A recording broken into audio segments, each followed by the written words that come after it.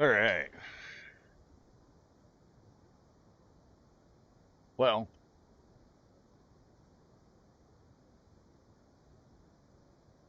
that's a thing. Hey guys, welcome to the stream. Buckle up.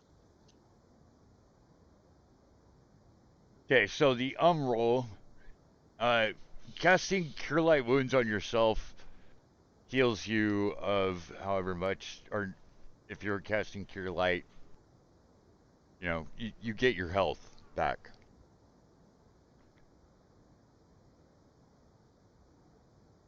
And how much damage did you have?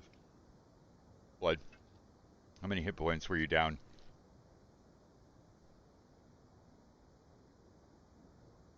How much did you heal? Okay. Uh, so you agitated them, and you're aware that they don't find you a hospitable environment, but they didn't disperse.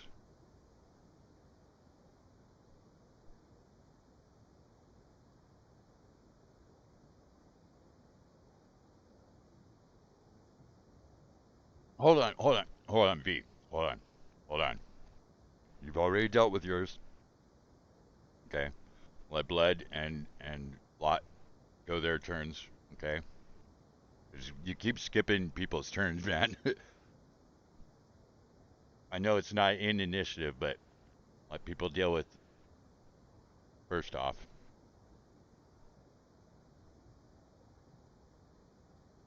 Unless in this situation, like if your first action was to involve them, then it would be more teamwork or involvement.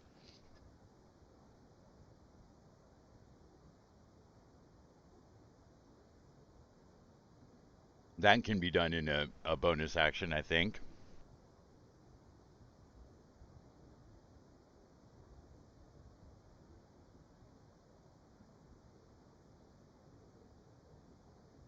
Or I could say milking yourself is a bonus action.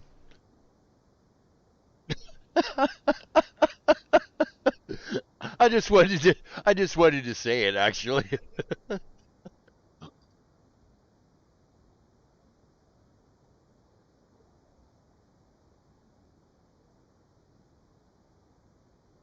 How dare you? How dare you? What a fiend. Um okay, since I didn't have anything forthcoming, the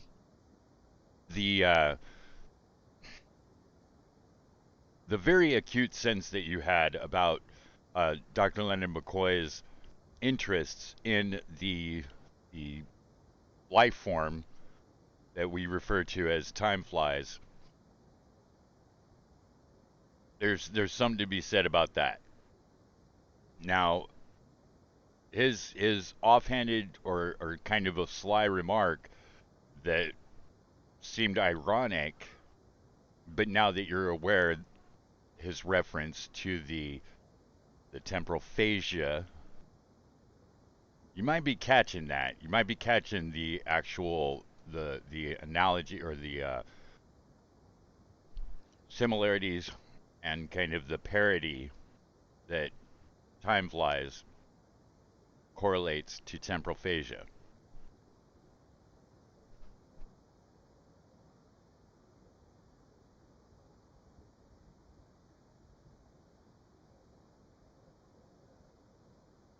So in entomology,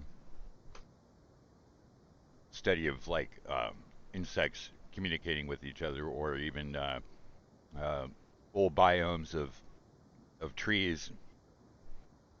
Hear the what I'm saying right now.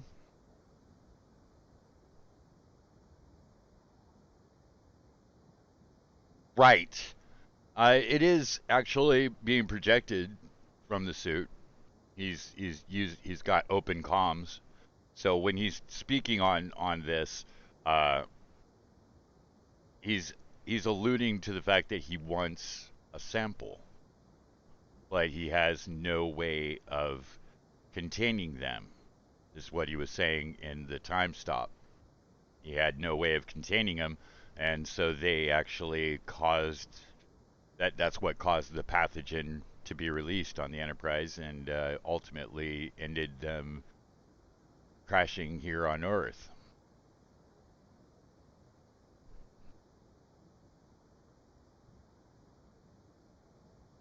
So maybe get him a sample.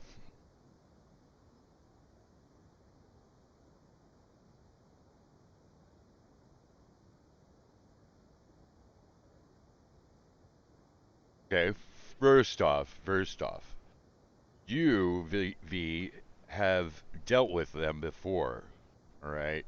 But the problem is that if it were a true pathogen, as it has been termed, the terminology means that once you have dealt with them, they should be much easier to be dealt with afterwards. Your immune system would have a tendency towards defeating it in the manner it requires. Especially when last time all you did was a thunderclap, you know.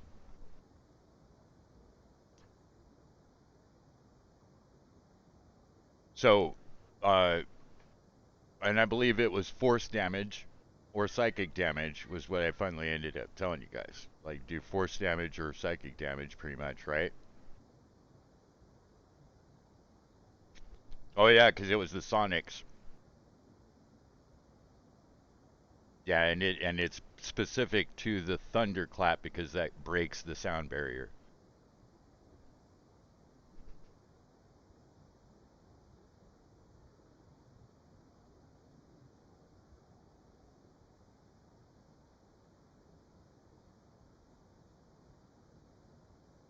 If you did that, you'd be frozen like the rest of them.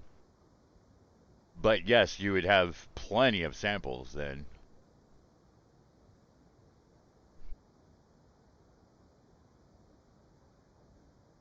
Okay, hold on, V. You're doing it again. You're doing it again, man.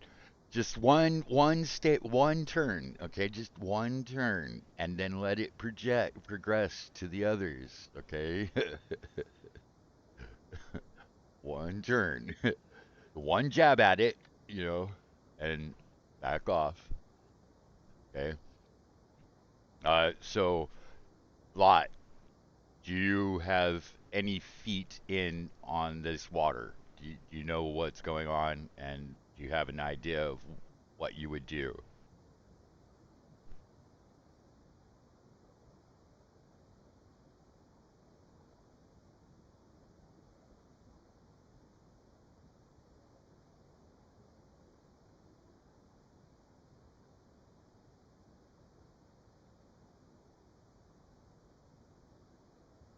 More.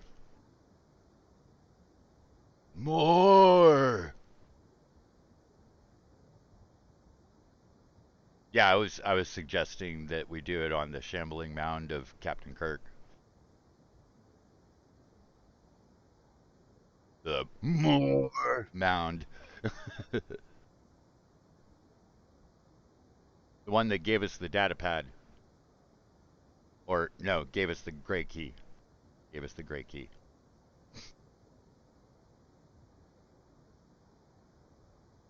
You remember him, right? Okay. Where is he?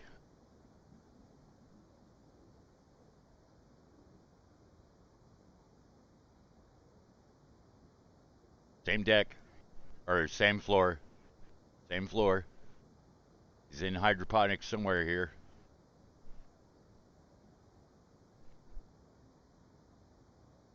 Yep. Yes. You're not far from where his usual uh, trail is, or his usual, yeah, his usual feeding trail. In fact, do we have one of us, or one of you guys, a tracker, or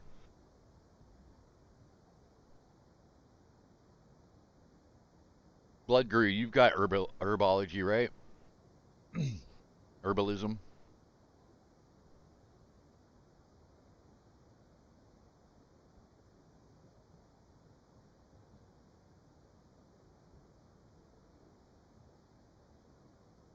You got alchemy, right? Hmm. Okay, so you have to be able to distinguish an ichor from a sap and find that trail in order to track him down.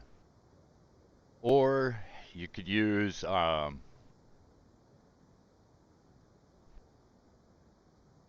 nature. Absolutely.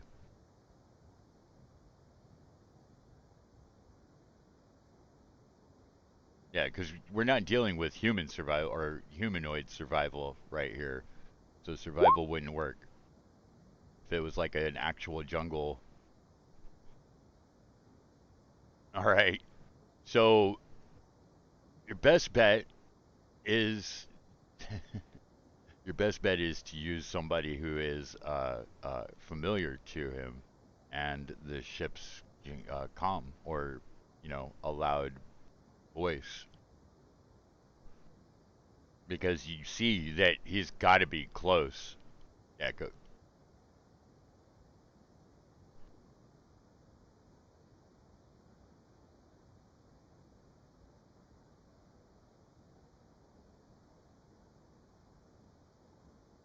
What has happened to Jim?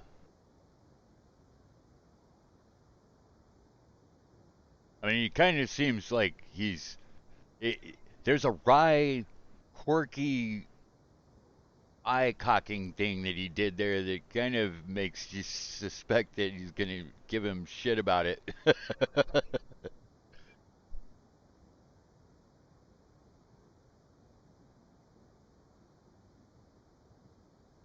Oh, it's always a slight one with that one. Oh, let's go. Will he recognize me if I call out his name?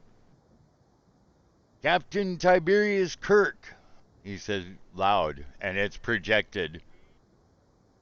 He projected it through the suit's comms, so that basically the whole floor just heard him. All of hydroponics, the birds get all rustled up, and you're pretty much glad for the fact that all the infernal presence is contained within that demi-plane now.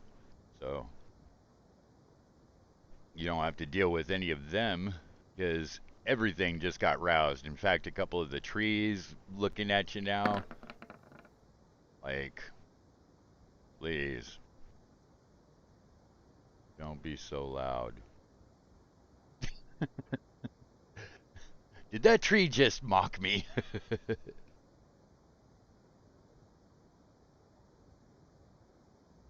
uh, he he very matter of factly turns to the tree and says, "My apologies, sir. I'll keep it down." Like all seriousness, and he carries on. It's always good to remember that when you're not in your own home, make friends.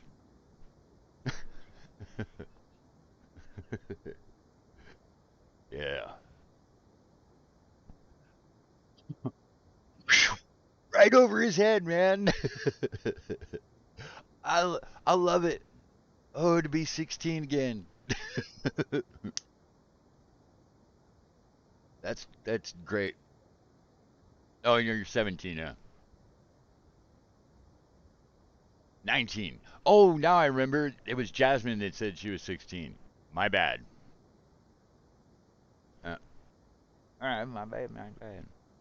Cool. So you guys are kind of a little bit at high alert, just on guard because so far this place has not been hospitable enough to give you even a short rest. So, him being loud like that just kind of, you're expecting anything. And just about as sure as the maker made it, anything appears. in the form of twos, like on their way to the great mutant arc. Two shambling mounds come forward. Uh, Nothing humanoid about them until you get about 20 feet away from them, and then you can kind of see that there's a hand here, and maybe it's a face, but it is definitely shambling at the gate of sludge with that slip clopping sound. Not the great debonair Kirk that we would know, no. But it is approaching in a manner that says he is answering to the announcement, to the alert.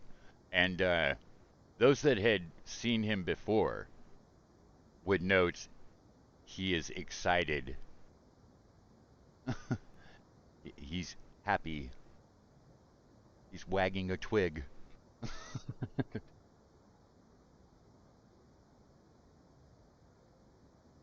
Not as happy as I am to see him. My boy, not getting any of not getting any of those Tholian tales now, are you? He reaches down and he shakes the hand, and then he whispers something in the pestle, or it's not an ear, but okay. And then he backs up and he takes out, looks like I don't know, like a suction cup, like a little suction cup type thing, and he sticks it, to the epidermis of the shambling mound, and he looks at it, and then out of his uh, he pulls out of his side pouch something, a box, and he looks at the box, and then he sets the box back in his pouch, and he takes a little canister out of the suction cup, and he looks at it, and he looks at it at us, and he says, "I don't see a damn thing, but matter of habit. Just make sure that the sample is there." I feel really stupid about doing this now, but I'm going to need to get to ship's medical to run a spectral analysis. As easily of a phrase as that has been, I cannot believe that I just stammered on it. The shambling mound of Kirk rolls like jelly. uh, Nurse Chapel, would you care to assist me?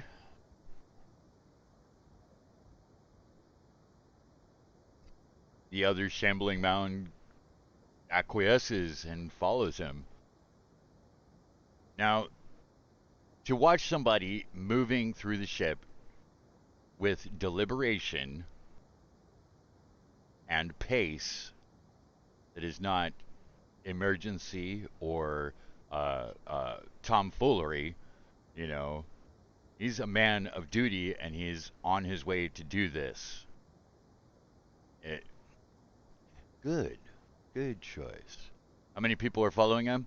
There's only Lot, Blood Guru, and Visago that are not frozen.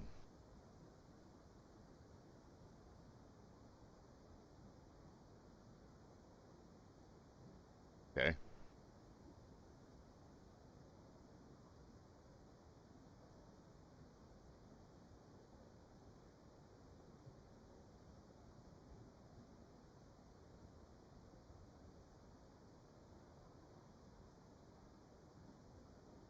Make an check, or you um, can roll and add your divine rank So roll a 20 and then add your divine rank, because that's pretty far-reaching, but not too far out of the scope for one such as you, O man of numbers and words.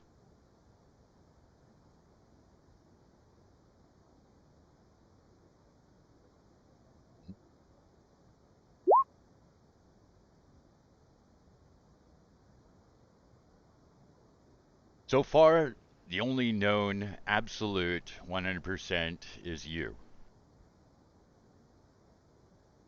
You do realize, though, that the reason that they were so dramatically affected was because they were right there in the wake of the wash as you guys, or as they came out from full time stop.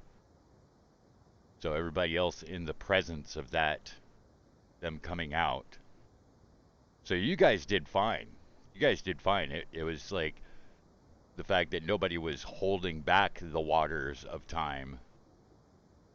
See? So the contamination happened like from spillover as you guys were coming out for a visual anyways. And while the while the contagion doesn't spread as quickly, there is a spread of the contagion, but it's like 2 or 3 time flies are now on Nurse Chapel. You know, there was only one on them before when they first got up to the group. So yes, they do multiply, but not like that from coming, from what they were exposed to. Mind you, that's even for those in their scram suits. It's just suit wasn't attenuated to that force. Okay, so he goes to medical. Now, if everybody's or anybody is wondering what level that is on, I believe it's on freaking level 2. Hey, Finn. Finn, what level is medical? I'm sorry, dude. That's messed up.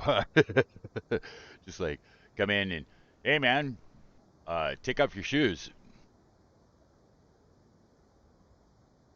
Right, right. So I believe it's on 2, but I'm gonna check real quick. If there's anything that I do that's quick, it's gonna be something much like this.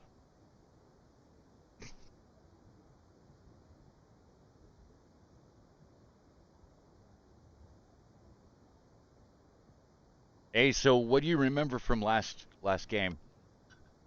Were you with us when we made the demi plane? I don't think you were because we kind of made it, or I kind of made them make it for you. All right. Yeah, so we had that shit. It was just very, very long, drawn out, thug battle or whatever. And instead of that, and kind of wasting perfectly good infernal reference points, I had you guys work together to create a demi-plane around the Marina Observatory, which is the building in the middle of hydroponics that used to like look at the marine life in the water right there. And instead, we put a demi-plane of infernal activity and put all of those demons in there. And it's like re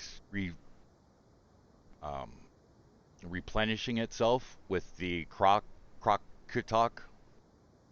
keeps keeps purging, expunging more demons, and they dance and they do their madness, their chaotic, you know, blood spree or whatever is happening there, but it doesn't look like politics. And so this way you have a plane that you can tap into of infernal energy. You can also study it for the Demononomicon and not have the abyssal politics to worry about. Constantly worrying about somebody taking your seat as the demon lord, because you're not, you know, you're not in there with them, but you're still tapping into that energy and making that one of your domains, your divine domains. Yeah, yeah, I thought it was pretty good. So also it serves as uh, a security field for the bridge and for the Marine Observatory. As yeah, you can't go through that exactly. All right. So he's on his way to, and I wasn't able to find it easily because it's on a PDF. Love it. All right, got it. I hate when I hate when I look something up and it's like it gives me stuff to download. It's like, no, you are what I need. You. Give me something else to download. Come on. Oh, excuse me. Well, if you can't find it, look in the right spot, right?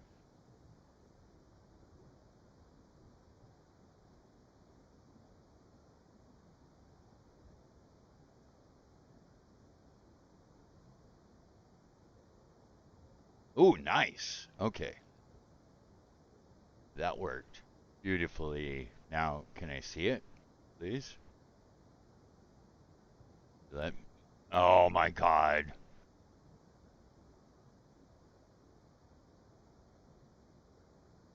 Your what was?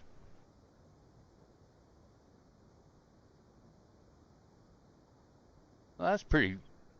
That's pretty cool. It's never a bad thing.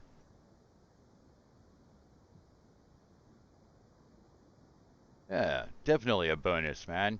Uh, I actually freaking killed my AT&T 3 months ago because somebody stole my Nighthawk, so I didn't need it anymore. And got a bill in my Gmail last night in my email, and I was like, "What the hell? $200? You guys are high on fucking crack, dude."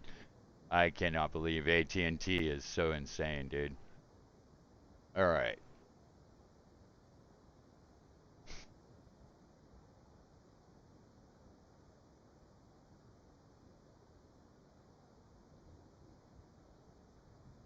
I had Xbox Insider. I didn't keep it though.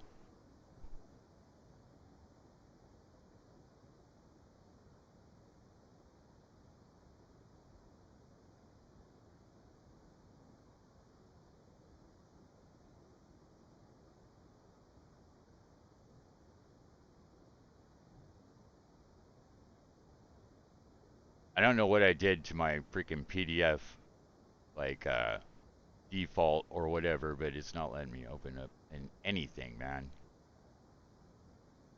I know. There's got to be something here because I've been using it.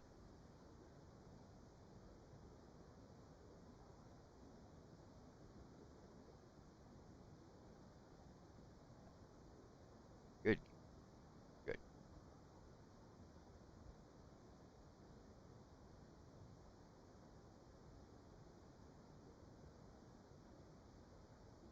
Yeah, we're saying we're on our way to floor two. So he does go to one of the turbo lifts, um, and it does not open.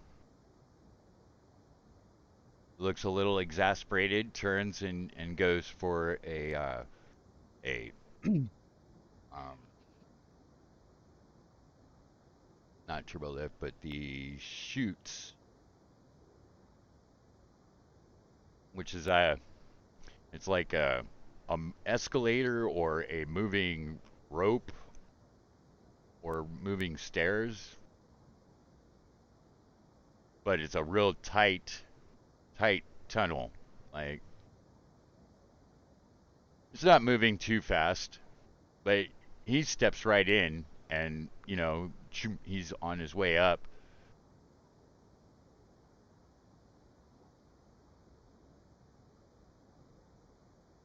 All right. Okay, taking you guys in that order. Roll a dex feat or athletics slash acrobatics, whichever one is higher.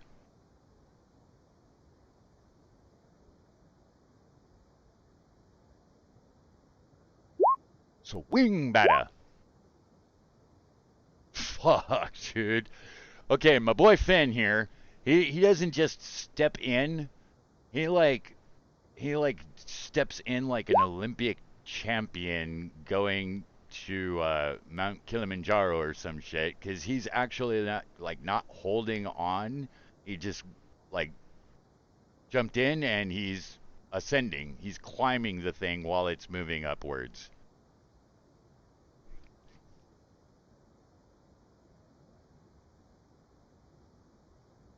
Okay.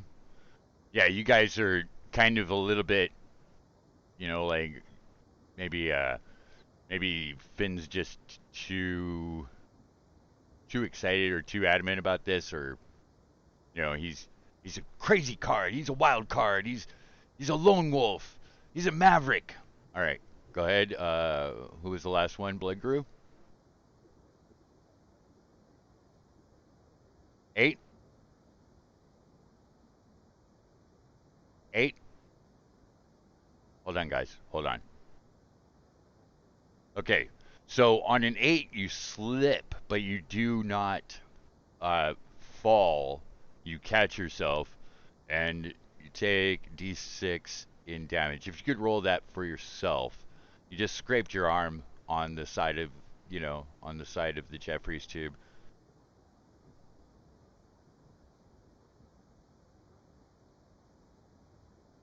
And it just took a little bit of acclimation to realize that you're like in the heart.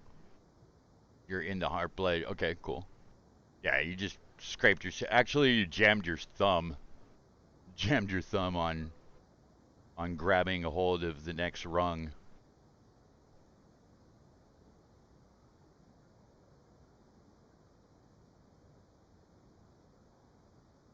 Not exactly what I'm going to use.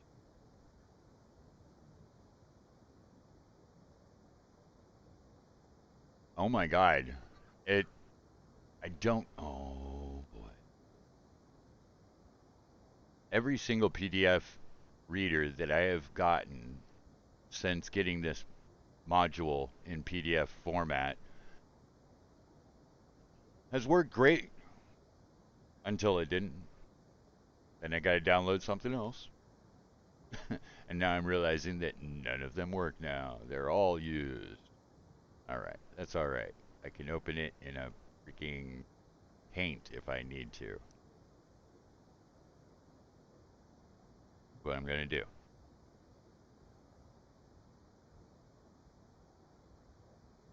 Just so that I can see.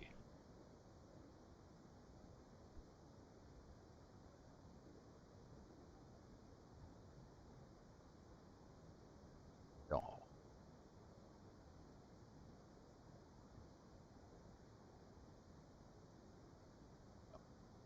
And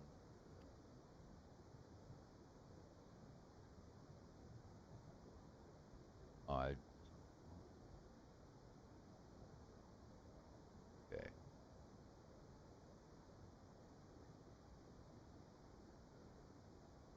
Both levels and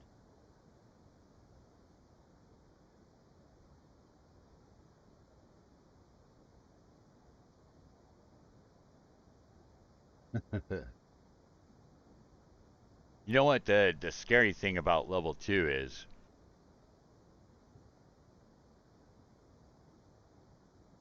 It's actually the level where 3 out of 5 of my adventure groups perished.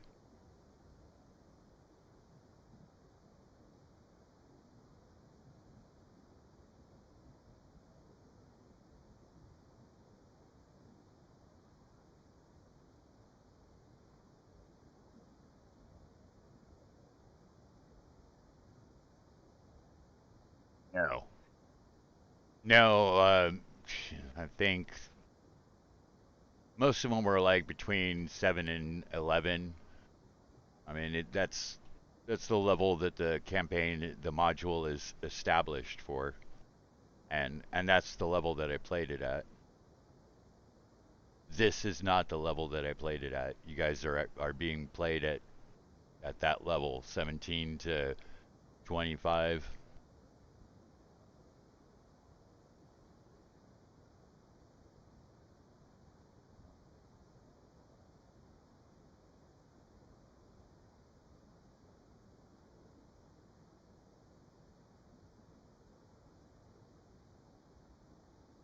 Yeah, and then I get boy. Okay.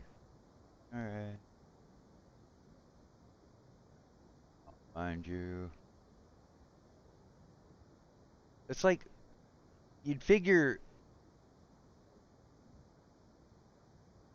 PDFs would be the same no matter what. No, silly. Now it's only showing me part of it.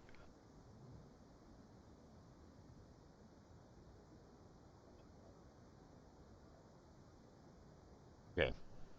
Last ditch effort.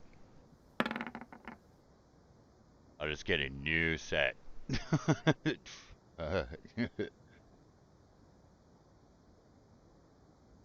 if I had a printer, I would have printed this all out long time ago.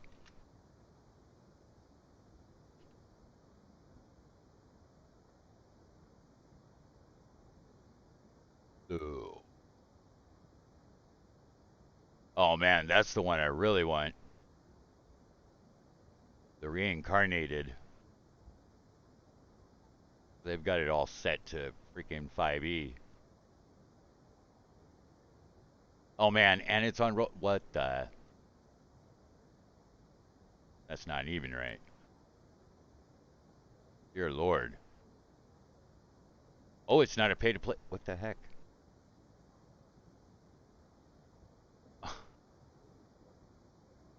Dude, give me now.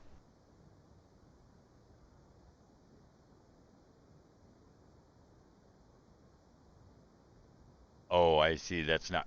Oh, that's a game. That's somebody else's game. Get out of my game. Watch that be mine. Go figure.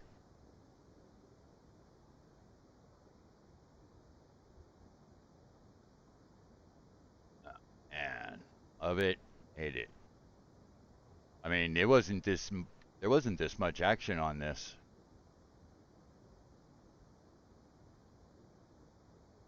But quite a bit of people have. Oh my God. No, I'm not gonna donate. Come on, I just need the freaking maps. Maps.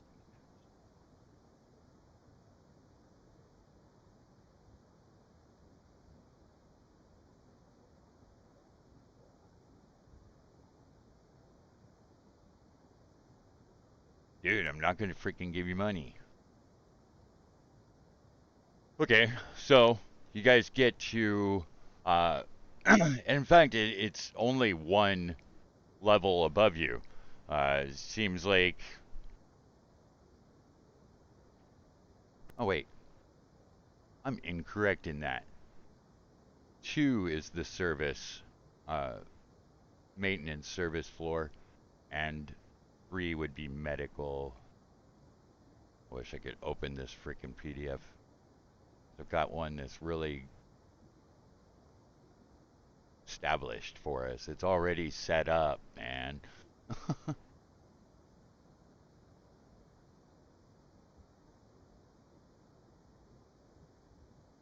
Eh, You know, have you ever had these moments where it feels like you're on a different computer because like all the stuff that you've got already is telling you that you need to pay for it?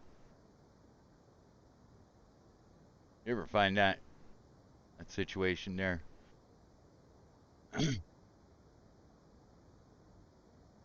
That kind of really chaps my hide. Yeah, right? Which is what I just checked. I just made sure that I'm on my Mythrander account and not.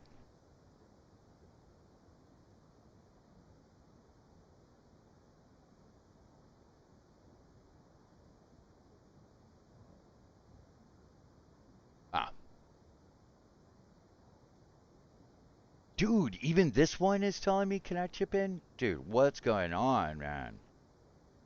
They've got to realize they have got to realize that if a corporation is asking for money, they probably shouldn't be asking that from individuals.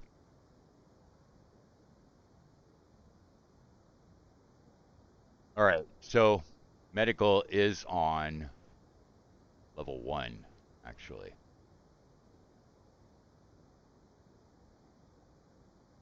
Main medical, which is what you need. So you guys go all the way up to level 1. You come out on the eastern or starboard, is the right side of the ship. Okay, and so he's trucking already. You guys get to where you're coming up to where you saw him get off. Now, gonna want to do a dex check. It's not a high feat. Just don't roll below a 5 because the turbo lift is or the escalator is going into a repeater and being sent back down through a non-traversable. In other words, you have to get off. Last stop. All right.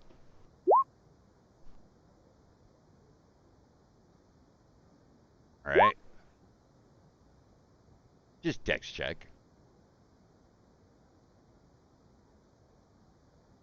Save yourselves, heroes.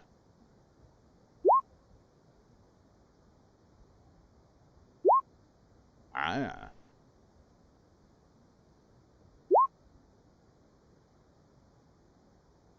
Ah. All right. You know what the problem with this is, and maybe my alluding to it will kind of bring a little sigh of relief to this jumbled conflagration of juxtapositions. Finn, you were frozen. You were you were frozen in time. You were frozen in time. But your otherworldly nature would have it be said otherwise. So for a little while there, you were actually like just playing as if you were frozen, right? Because that's kind of the way you are. You'll do that sometimes. And because when, okay, V went stepping through time and a little bit of something happened and he came back with a survivor from the original crash of the ship. And when he came back through, it instantly infested the whole group, everybody in that area, with time flies, and they were all frozen in time. All of them put in a stasis lock, but we are, the rest of these guys, they're all affected too, evidently, but just not as immediate or endangering, I guess. But so you kind of like noticing that nobody else was moving and kind of played it off and then suddenly decided, you know what, I don't want to play like that anymore. So nobody said anything about it either. Yeah, so nobody gets eaten by the repeating steps. Okay, that's good. You guys are walking down a hallway. It is a 20-foot wide hallway. It looks like this is a hub of activity the when the entire system is up and running. You hear more pronounced the thrumming of some great engine, and uh, you even feel like a very ozone electrical charge in the air.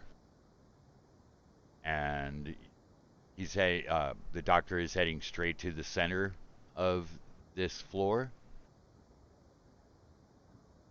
He's not even worried about all of the sticky residue. Well, of course, you're a follower. What do you think? No. You're yeah. And so about the time that the last person, everybody made a dex check, right? And just as long as it's not under a five, if it's under a five, let me know. But you guys are stepping off in order, and about the time that the last one steps off, which was Blood Guru, right? Was it Blood or was it V?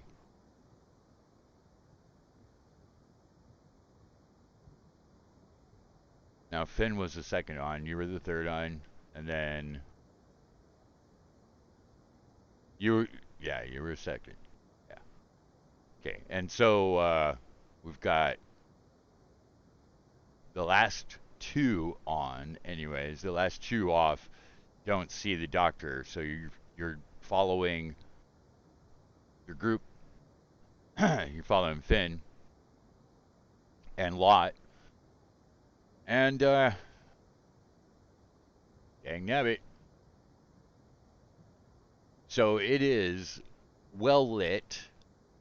Uh, there's quite a few rooms in this area. This looks more like what you would expect a quote unquote generational ship to look like. Like there are facilities, there's plenty of doors everywhere. So he's walked down this first hallway towards the center of the saucer section and taking a left another 100 feet, take another left. No, this would be a right. He takes a right and he walks 40 feet and he turns and he walks through a door. The door opens at his approach and he doesn't even look back to see if you guys are still there. So, yeah, Finn, when you turn the corner, you don't see him. So you don't see where he went in actually. But yes, you did hear where he went in, which was 40 feet in and a door to the right.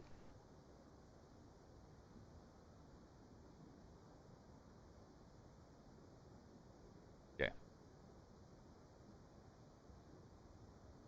Okay, so you walk up to the door. No, you don't. The door does not open.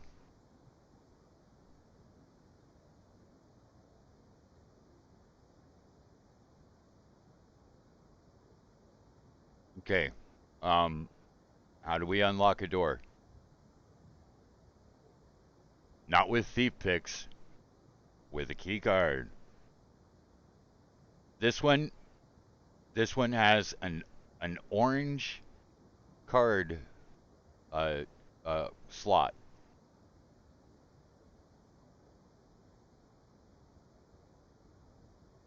You hold up your card to the door. Okay, do you address the door? Okay, that was rather rude. You could say knock knock. No, nothing happens.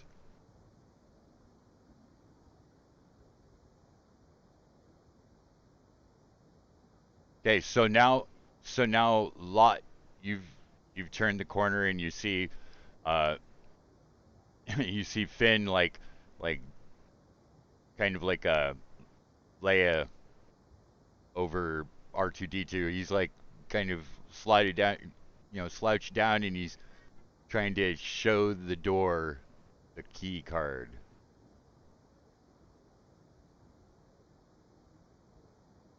You haven't even gotten there yet. You're so presumptuous.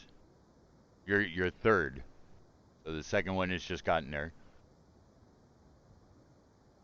So you see Lot, you know, evidently looking at something. He stopped at the last corner, I suppose.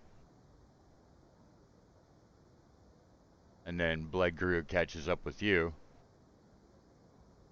and you guys are both, seeing him looking at something, and he looks a little bit amused, unless of course you actually don't know what to do. Do you lot? Of course, my brother knows exactly when to call. Uh, don't feel bad. You guys have not effectively used the door yet. Give me just 1 minute. 5 minutes actually, please.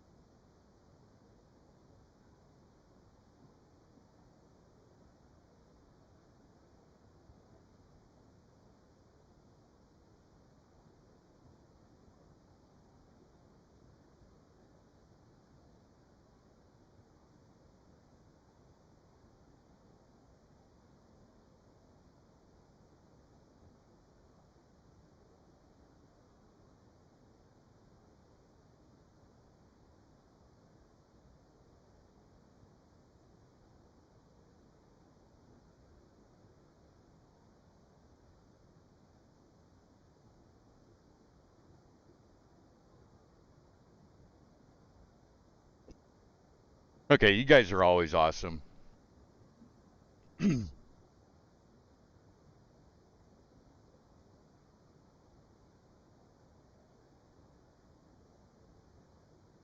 Sucks. That is a big suckaroo.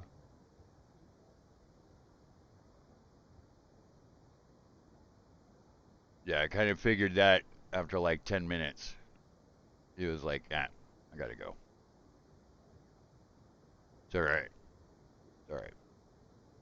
I even tried telling my brother that. I was like, bro, you've got to know by now, Wednesday and Saturday during these times in the afternoon, I'm playing my game. I'm running my game, and if I'm like gone from the game for 5-10 minutes, chances are I'm losing players.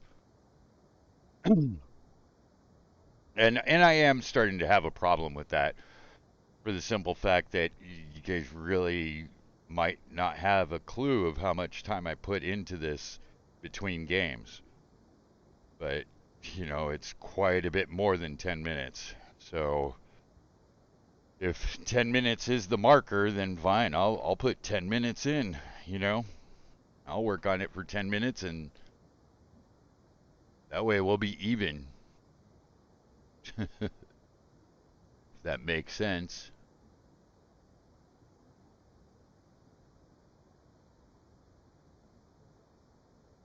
Oh yeah, and I was streaming the whole good gibosh. That's awesome. Totally forgot about you, stream. My condolences for being part of my brother's and I's um, personal discussion. I I levy that to you to be couth and not use it against me or else. Now, so uh, you guys are kind of looking at Lot as Lot is looking at Finn as Finn is looking at the door, and you guys are going to try to open the door. I'm not sure because I got nothing and I can't move your characters. All right, go ahead. Um, Actually, Lot would be the person I need to hear from.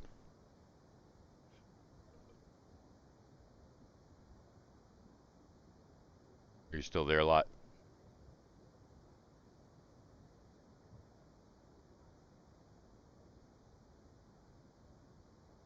Okay, so Lot, can you make a technology check, please?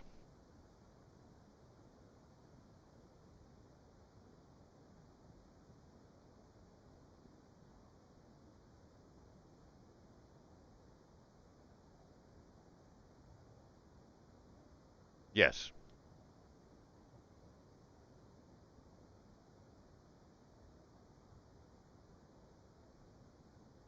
Oh, I didn't do it yet.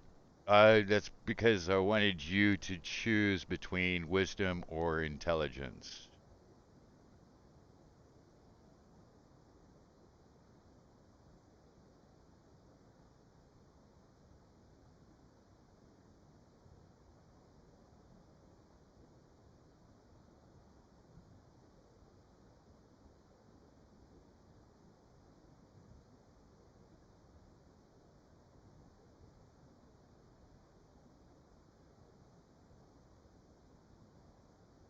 Okay, but it's not just technology.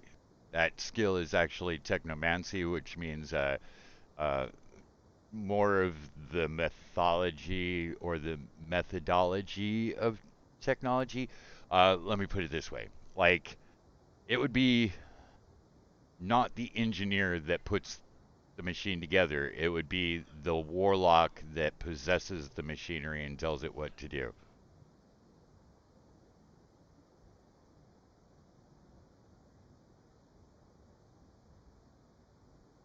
So yeah, it definitely could be wisdom, but if you want to use intelligence, that's fine. Just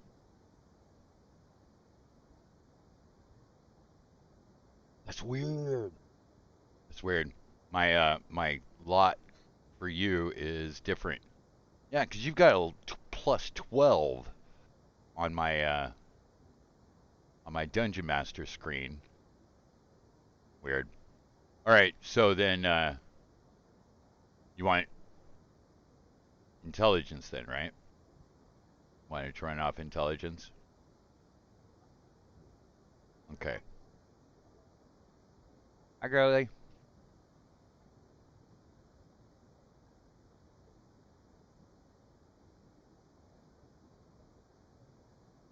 Well, it's not Freddy. It's Logan. Wolverine. Yeah, Wolverine.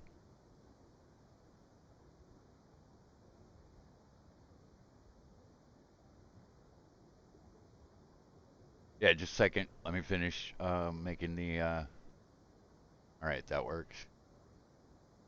Oh yeah, and your miscellaneous bonus because it's plus 4 beyond your proficiency. What's your proficiency check bonus?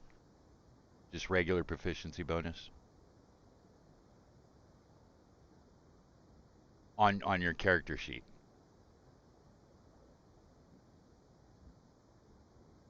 Is it a plus 6?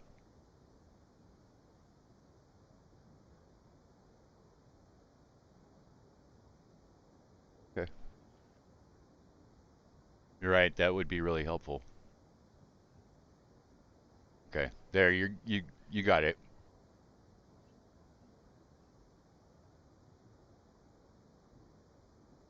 Okay, now you can roll it.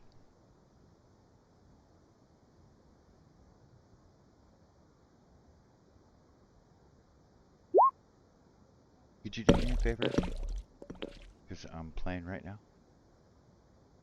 Yeah, because they can hear you, and they're trying to hear me. So, okay. Want this? Go get a cup. Ah, okay. That does very good.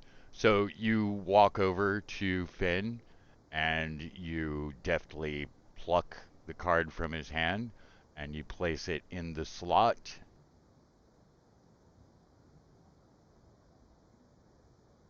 The door doesn't open. You hear a click, and and the card pops back up. The door opens. That's that's 50 experience lot.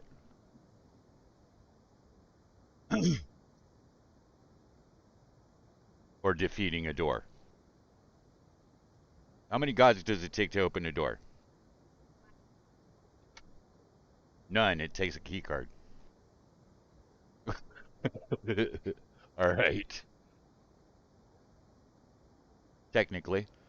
All right. So, guys, the door opens and you see inside a functioning medical lab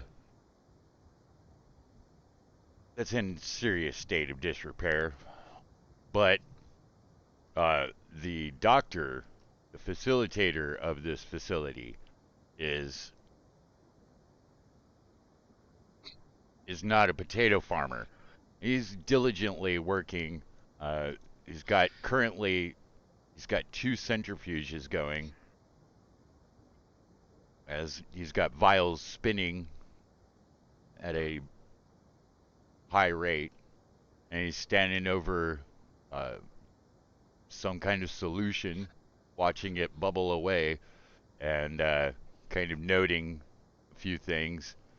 And then he looks at you guys and he says, "Well, my assistant is not going through that turbo or through that Jeffries tube, so I don't know if there's any functioning turbo lifts or if she's going to be arriving at any time. But I need an assistant, or else we're going to be here for a few hours.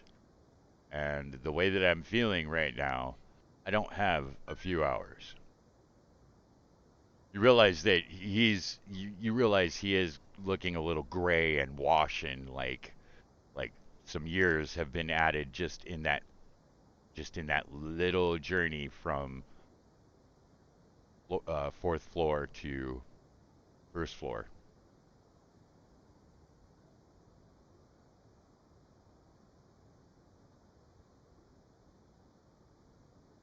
I need someone to be my secretary. I need a scribe. I need a functioning, deliberate, and um, accurate records keeping. Yeah, 50 experience for that statement right there. Truer words were never spoken, as he is the god of that very thing.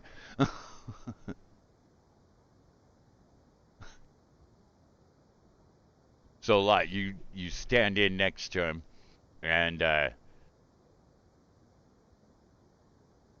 you have this moment where you're taking in what he is doing. All right. So, give me a medicine roll, or yeah, medicine.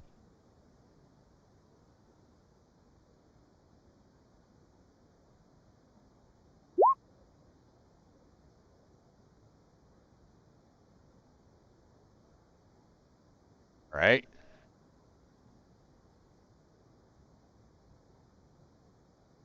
So add 2d12 to that. So 23.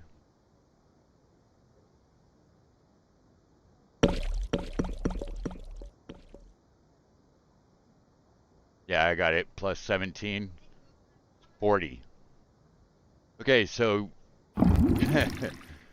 you actually.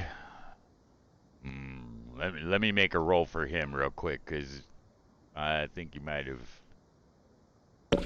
just like trumped him. Almost. Almost. Okay, so you take in what he's doing, okay, and you start effectively assisting him before he is asking you. You're giving him what he is needing before he's even asking you. And there's a couple times there where he like looks at you to just to make sure that you're really there. That's not makeup. That's watercolors. Do you want it? Go ahead. You can have it. But it's not makeup. You don't believe me, do you? It's all right. You don't have to believe me. Look, makeup. There. Go ahead. Just go ahead. Have fun. Because I know a little girl. What? Yeah, like you. They were for you. You figured it out. All right. So in your ability to assist him, you pick up the details of what he is doing. He's actually the rendering the subject, or the sample, um, inert, and uh, recording the process of it becoming inert. So it's taken a little bit of trial and error and exposing it to you know, um,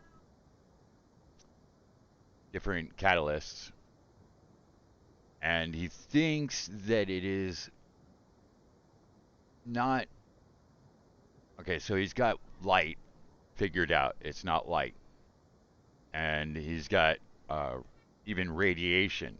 It's not radiation. So he's got it down to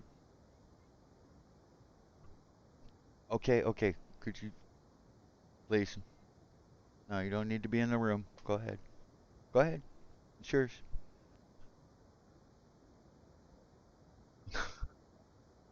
So he thinks it is Hmm. What are you doing? Okay, well, can you not? Can you go out of the room, please? It's very distracting, and I'm trying not to be distracted so easily. Go on. Oh, I knew that was going to happen. There is gravity that does have an effect, but not as dramatic as to reverse their effect. And it's not the killing of them that he's having a problem with, or just supplanting the pathogen or the organism. That's not such a big deal. That's Sonics, but the fixing of you know signs of aging, he can cosmetically fix that, but to actually repair the strong bond that age causes, as we break down, our carbon breaks down, and we further break down, science only has so far on that. And I think he's not realizing a lot that what he can do in reversing it cosmetically, quote unquote, is pretty good. It's pretty good. But you guys can fix the damage with heal, or cure light wounds, or even actually it's restoration, isn't it? I believe it is restoration. Yeah. Yeah, because you have to affect it, anything that yeah, it's that strange wording that it puts in there that actually protects, and heals people from any effect, blah blah blah, zada zada, that would target a creature or whatever. Um, so you could relay that to him, and that would probably ease his mind, and actually, you guys would have what you need already.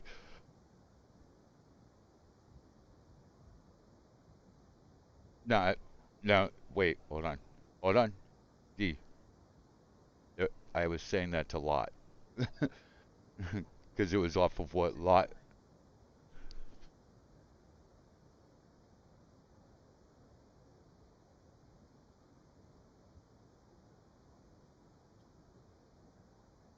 Wow, wait, really?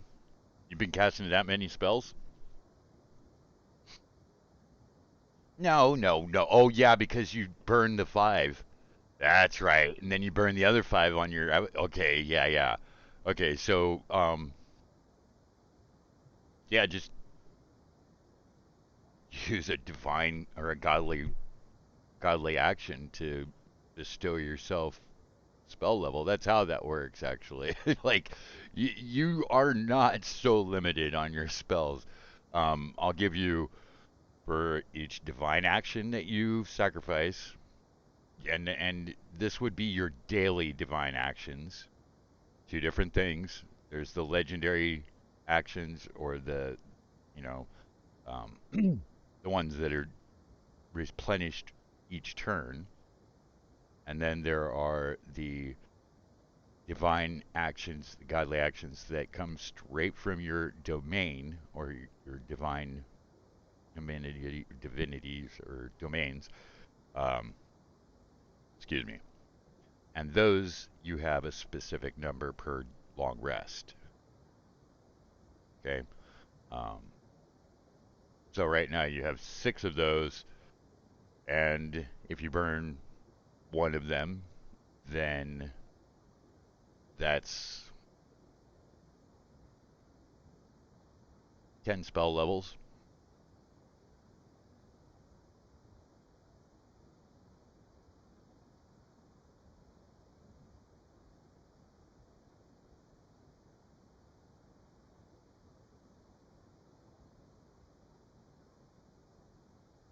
Ah, I know what it is. Okay, so it's divine points, and we'll have uh, run just like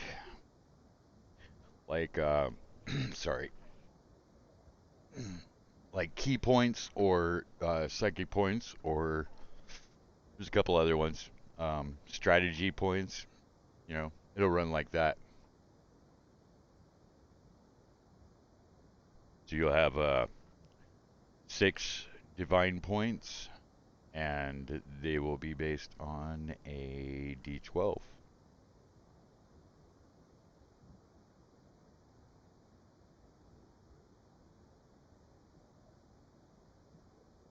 Okay. And so are you going to sacrifice a divine point? Spend a divine point to reclaim 10 levels, 10 spell levels? Okay, and Greater Restoration is a 5th level spell or 6th level?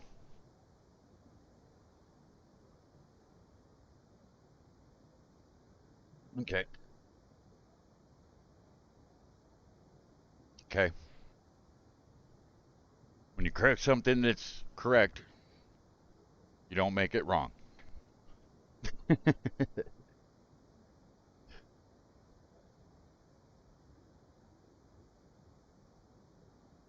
No, 10 spell levels. So you'd get like 2 5th level back, or you get 9th level and a 1st level, or you'd get 10 first level.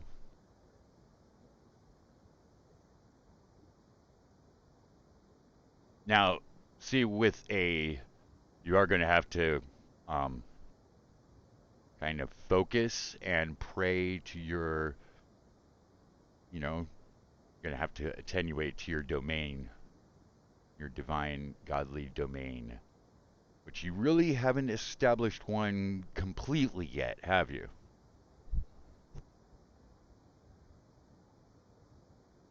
Or have you? Do you have one that you can remind me of? Because we might have created one and I just was not remembering it. I know that we've got a couple for Visago, and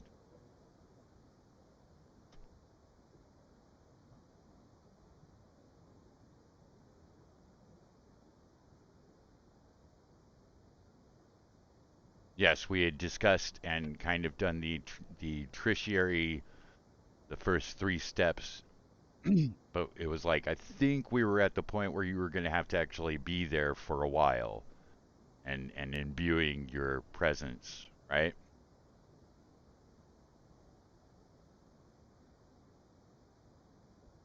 Okay, do you remember what that domain was?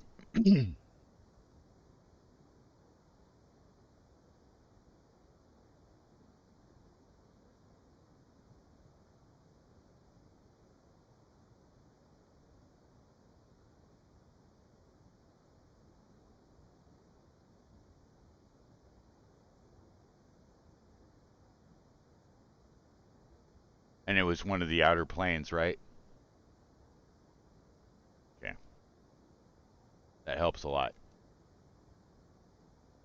No pun intended. Oh, ho, ho.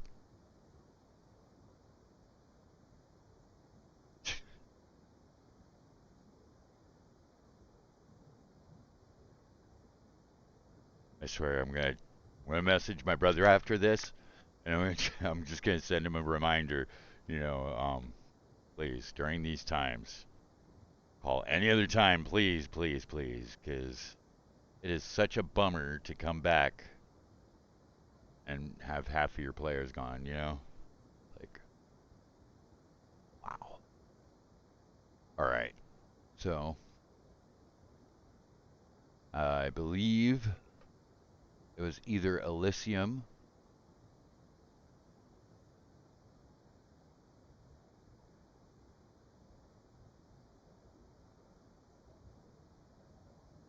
Wow, this is neat. Or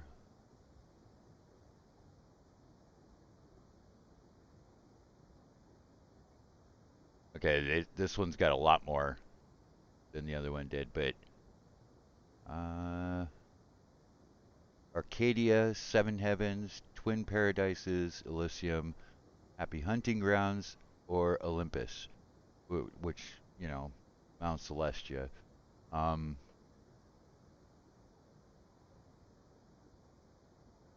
Bladenhelm.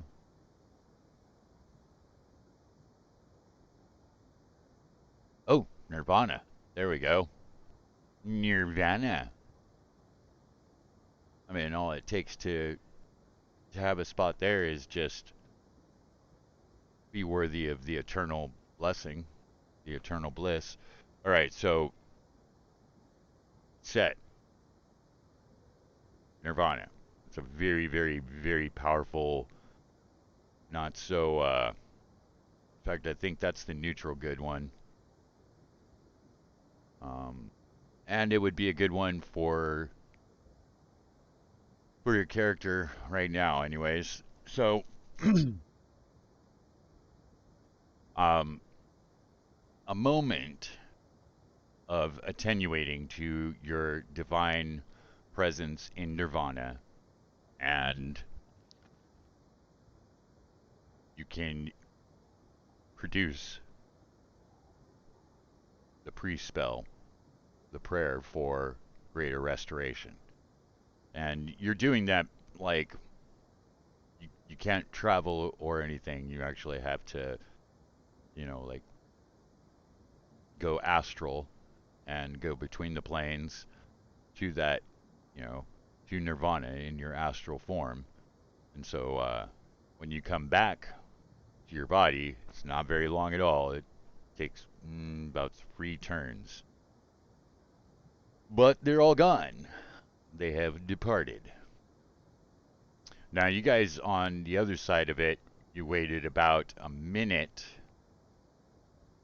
and as as Lot was still standing there, and his avatar, to let you know that he'll come with you, and when Lot steps back to the prime material, he'll be aware of where you guys are at from his presence.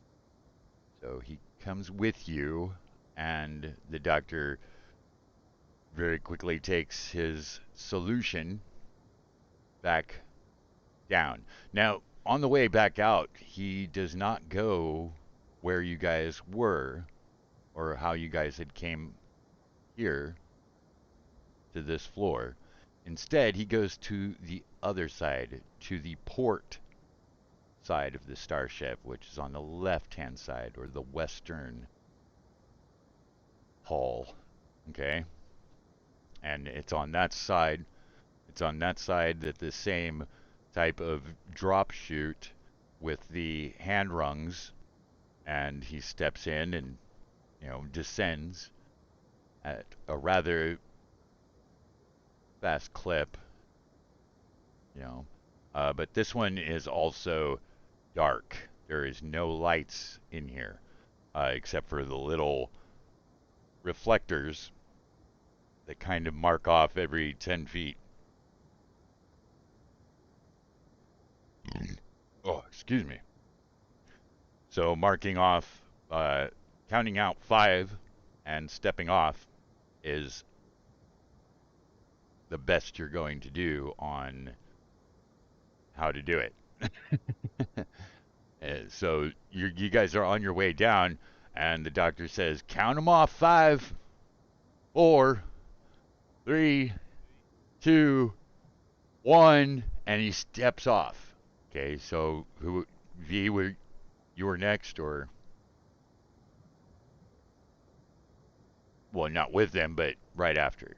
Okay, so roll a dex check, or acrobatics, which is dex, or witches.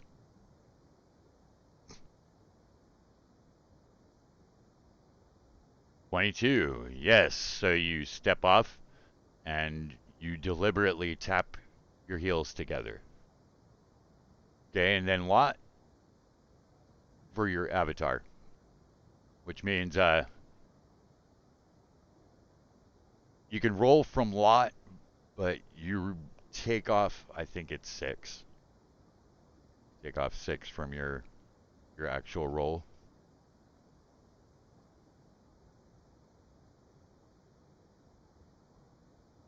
Right, right. But he also gets quite a bump from becoming a greater god.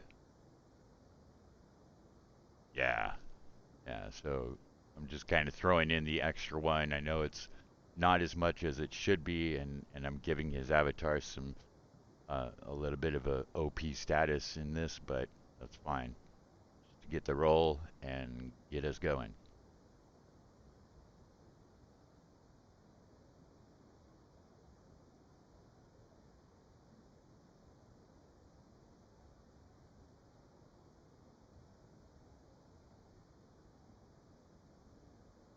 No?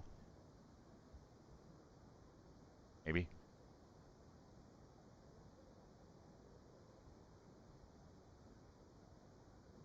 Okay, is that your roll, 24? Or is that an earlier roll? I'm not hearing you a lot.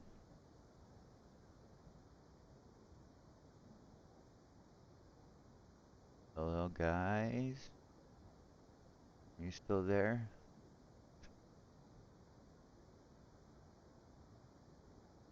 All right. Who are you?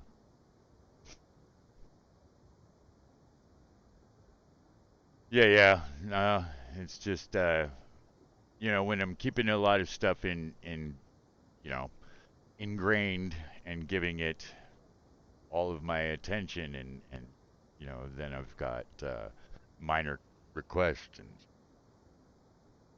and I met with science. Silence. Yes, silence. That's what I meant to say. Silence. Minor league frustrations of a Fallout boy. All right, so that happens.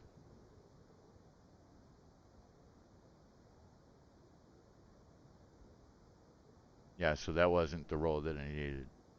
Uh, yeah, I'm waiting for your dex check for your avatar lot.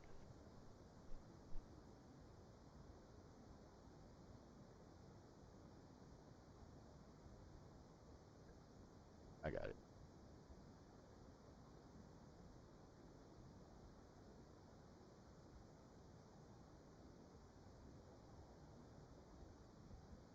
Hey,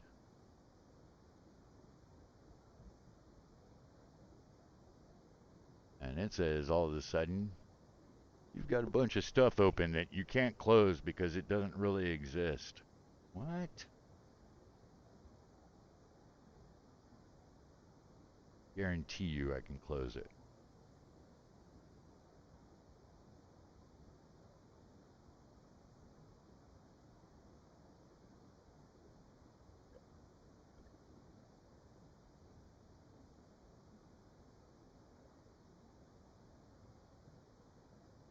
All right. Well, you guys are on your way through deck 4. Now, mind you, you came down, you came out on, of course, the western hull or the port side of the sausage section and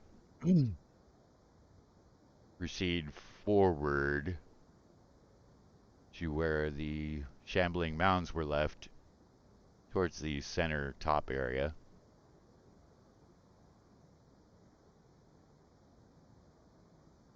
It would be where on the map we have Visago, and right under him is the green square. So that's kind of like been our meeting place, and that's where most of the guys are frozen. It is also off to the right of Flask is where the shambling mounds now, I guess, defoliate.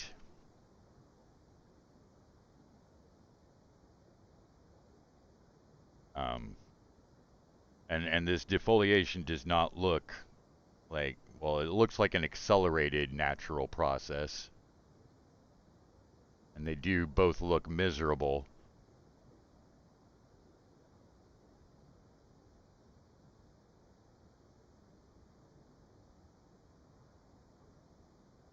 He says, hey, he's waiting for you guys to catch up, and you guys aren't far behind him. Uh, So he says, next time that some of those creeping vines want to get in the way, if one of you all could just maybe do something about that. I may be good with a phaser, but I haven't been able to collect one yet, as I haven't found a locker that's actually still serviced with one. How long exactly have I been asleep? I haven't checked the computer's records yet on that.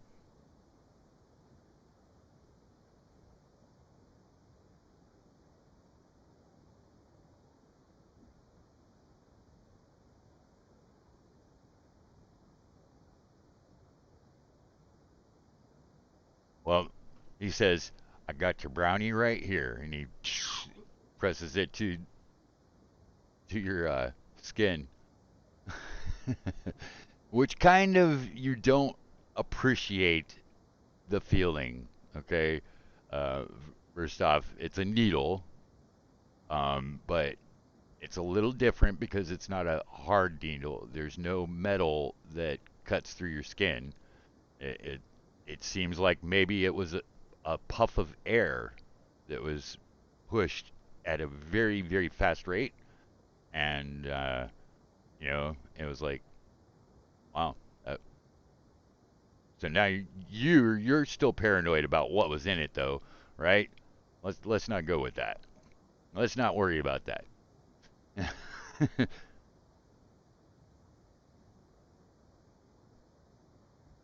Yes, it got through your armor. Yes, it got through your divine shield as well. Because you actually saw it as an assisting. You didn't defend yourself from it. So that should appease your paranoia.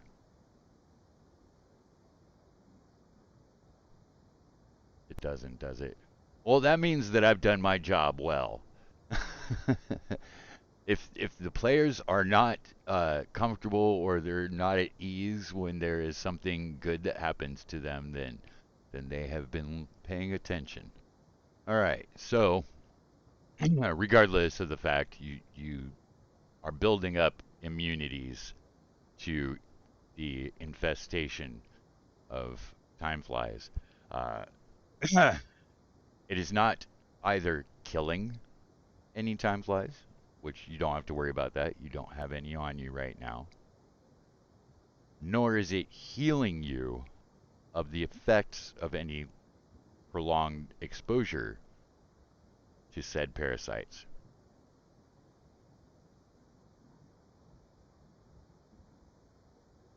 But it is causing you to be not quite the right flavor to them.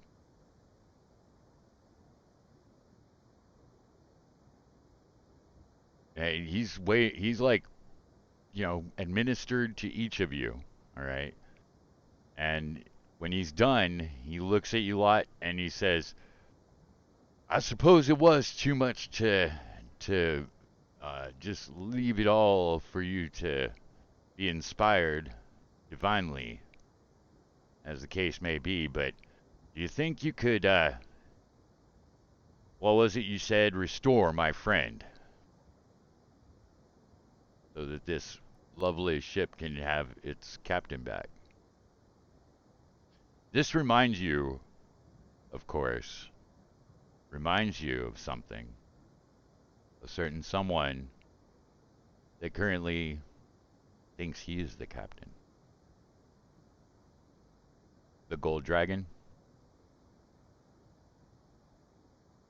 Oh, okay. Well, uh, the doctor asked Lot if he could restore his friend and captain the way that he was saying, what it would take. The greater restoration.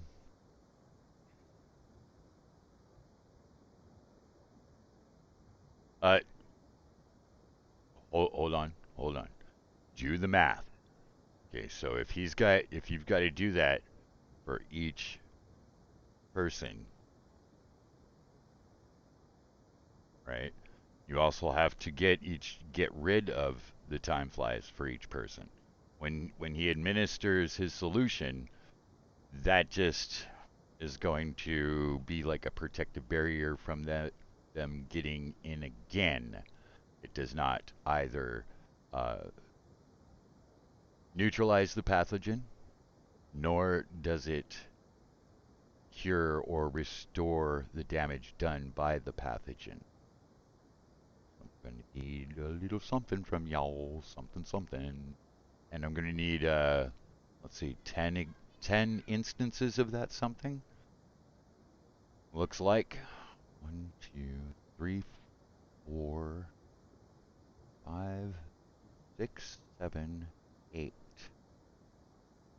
Okay, 8, and then the 2 shambling mounds. Yep, 10.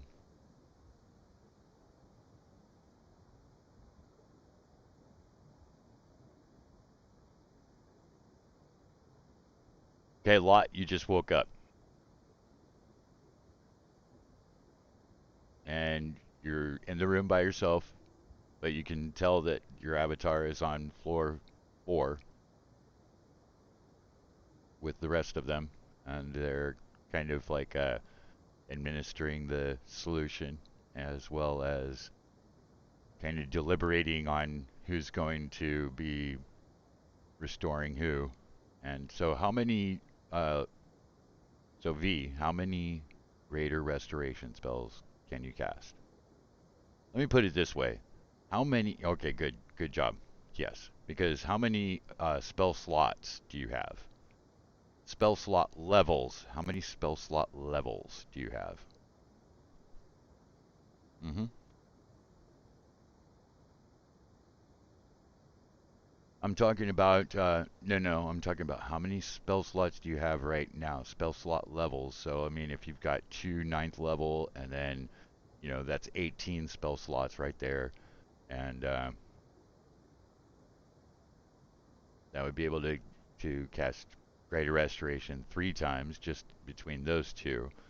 And if you've got 5 Greater Restoration spells at 5th level,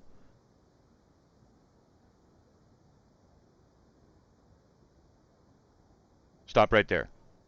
Okay, so if both of you work together, you and Lot's avatar, you can cast a Greater Restoration at 10th level together using, each of you are giving 10 spell slot levels, okay?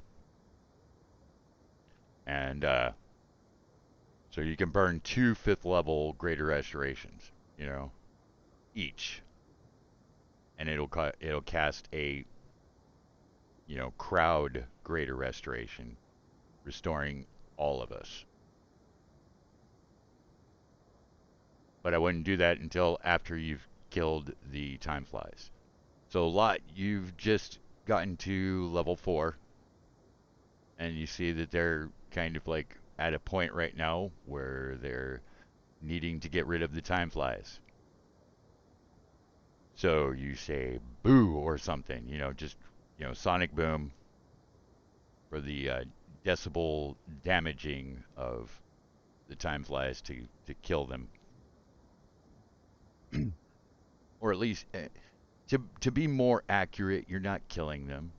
You're knocking them out of affinity with the host. So they blink back into their out of phase time state.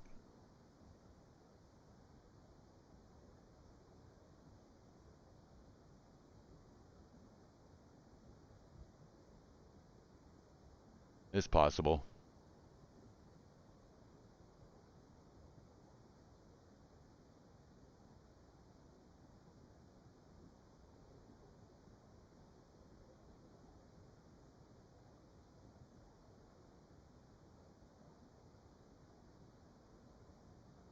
Right, right. Can you do Thunder Wave as a bonus action? Because it all needs to happen in the same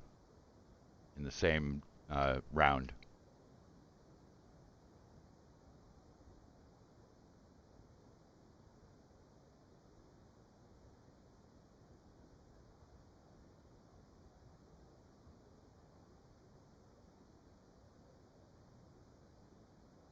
I think I just freaking got locked up or something.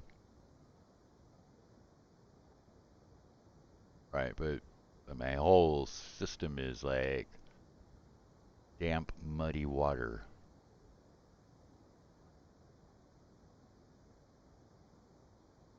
It's never a good thing for a CPU.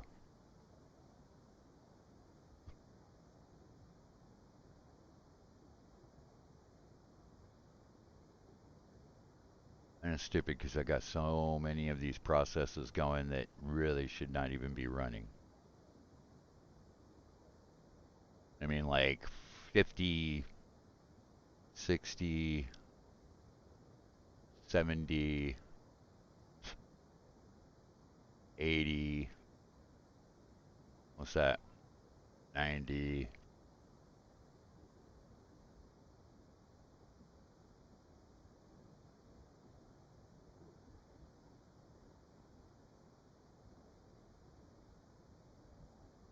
So what that gives you is I was gonna handle it like imagine a hold on I'm imagine a harper priest, okay, or uh, a king priest.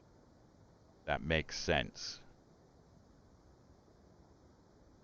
To where it's like your ability to steal spells is no longer limited to uh, ritual or spellcraft. You can actually get prayer spells as well, and that's not coming from having a divine domain. You have to have it in a divine domain that is um, a main priest domain. Okay, because a main priest domain is not a divine domain. It's just it's a domain of like nature, life, death. Those are not planes of existence. Because they exist in pockets in several different planes of existence.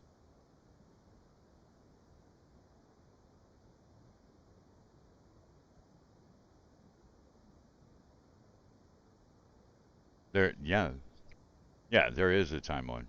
There is a time one.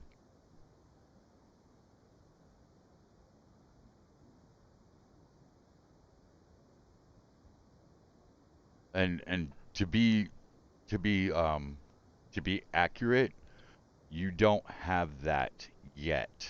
You haven't actually like found the core plane of time. You've walked through the waters of time, and that would be like saying you've gone to the astral plane, okay? But have you found the astral plane um, dominion? Like the domain of the astral plane.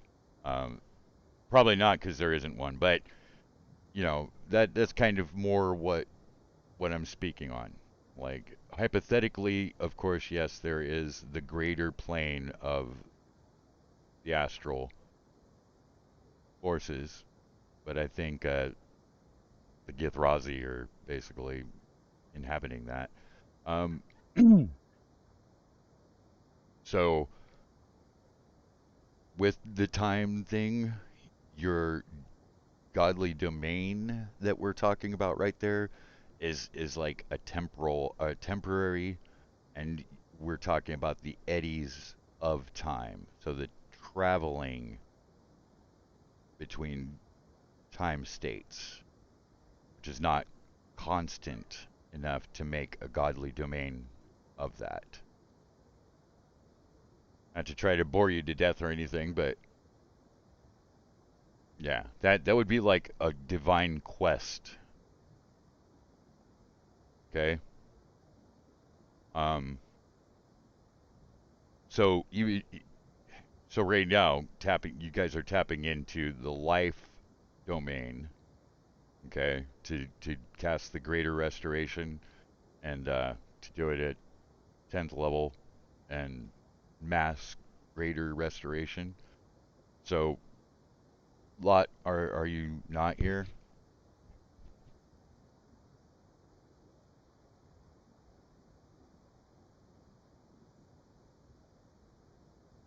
All right, so he's not here, so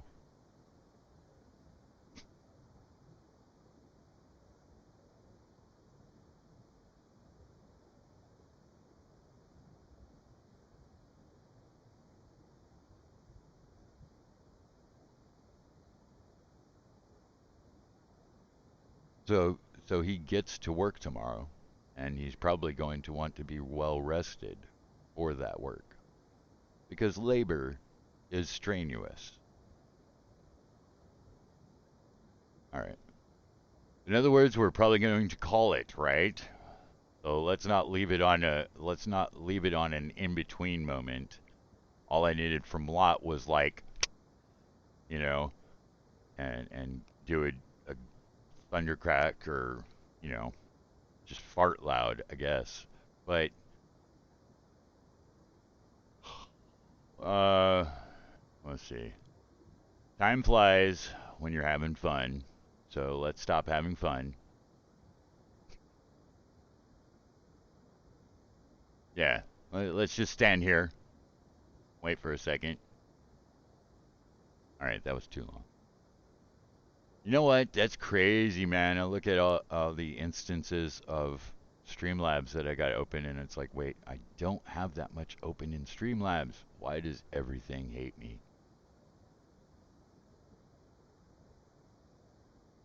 That's fine. We'll close it off.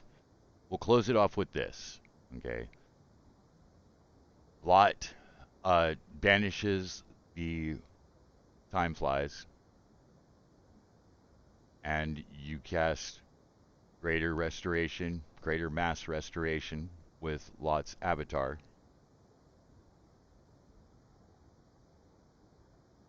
Let's call him Avi. Let's call him Avi. Huh? What? What's that? Oh no, JC is the name of his the person that he was possessing. Right, and that being actually has his own entity status. That's not the avatar that is here. The avatar that is here is actually just it's more of a divine simulacrum or a true avatar that is not possessing someone else or or even separating itself completely from knowledge and presence of Lot, like a light shadow. Two fifth levels and very bad eggs, to quote Captain Jack. And for the last part of this tonight, as you see the shambling mound completely expunge the foliation, and you witness the transmogrifying effect of your greater restoration, rebuilding his genetic makeup from the mutated gelatinous shambling mound to the Homo sapien, uh, well, not superior, but definitely greater than just Homo sapien, almost Homo saparatic. No. he's a little bit sappy. He's got some kind of, you know, like looks like maybe just a very thick, sticky sweat from the biological labor of transforming back into himself and rebuilding his genetic makeup to his original form. And give me a charisma. Let's have a charisma competing charisma roll.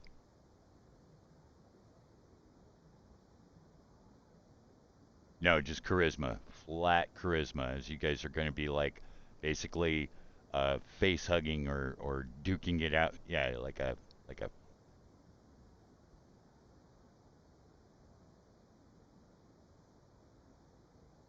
a charisma wrestling.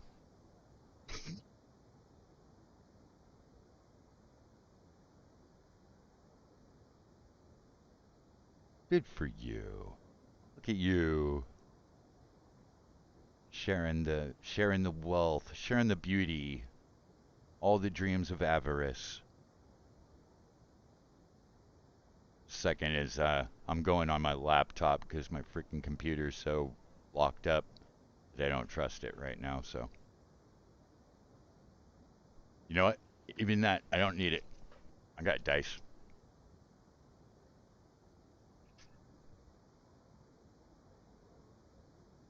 Okay, baby needs a new pair of choo-choos. 27.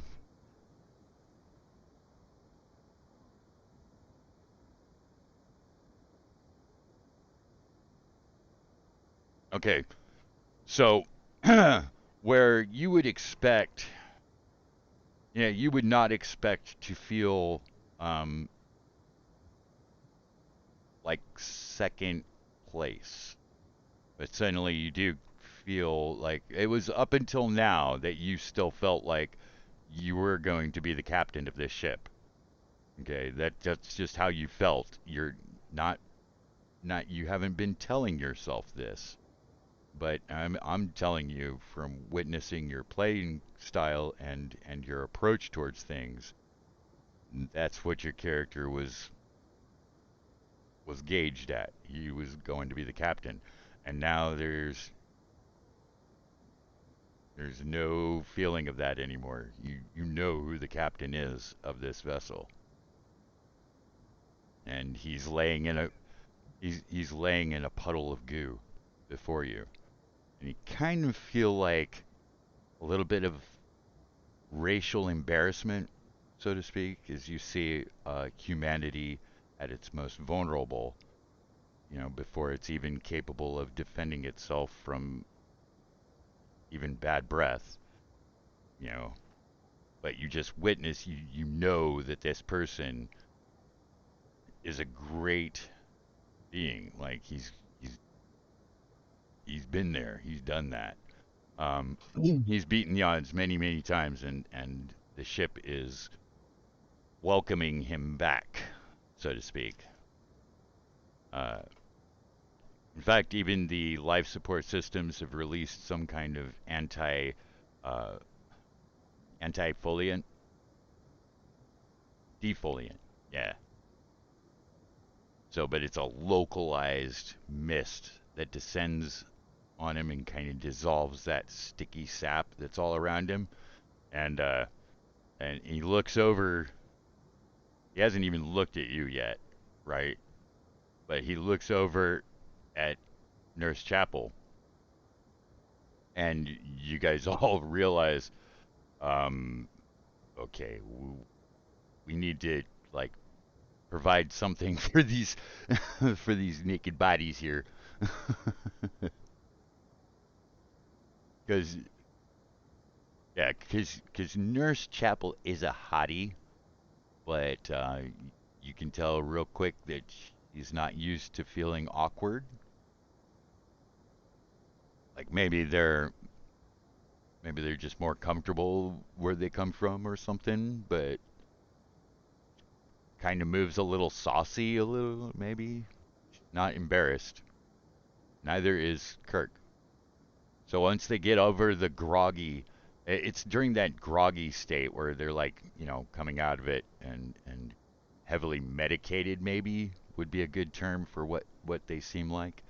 That's only for a moment or two, and then they start to stand up and they're all professional.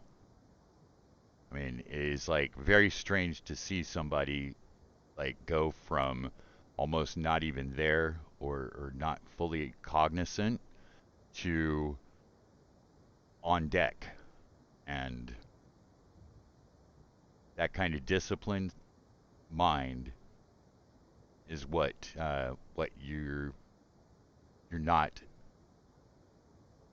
able to produce yet, and that's really where the role favored him. Um, he's almost like he's not ignoring everybody else, but he's talking straight with McCoy. I mean, he goes up to him as soon as he can stand, and they embrace, of course, and they laugh a little bit, and then he looks at McCoy again, and he's just looks down at his body, and he's like, "It's really nice in paradise for this time of year. Can I get a uniform, please?"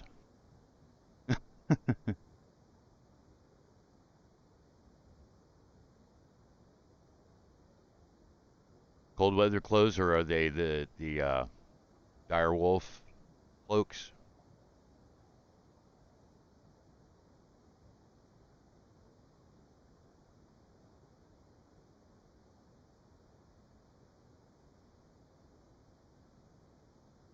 So did you buy it from Mordenkainen, or did you buy it uh, from Tasha, or did you get it from the Curious Collectibles of uh, Waterdeep?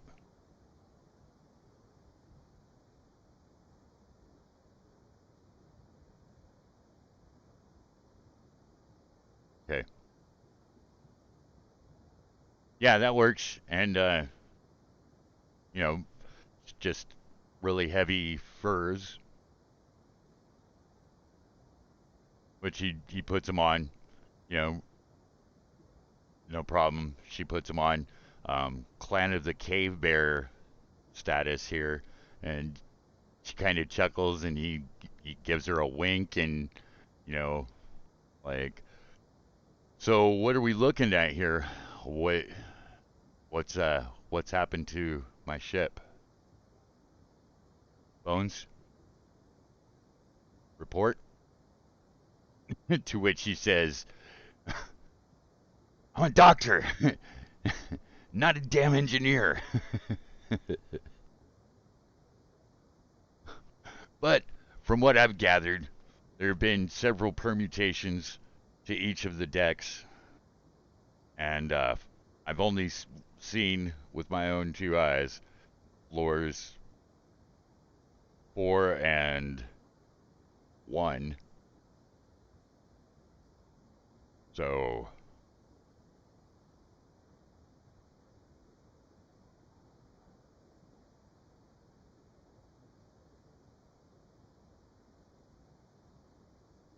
okay, that's got my attention. And what about deck 6?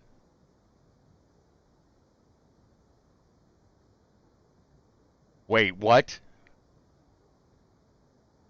Botanical is a swimming pool? Oh no, oh you mean okay. Okay. So, right.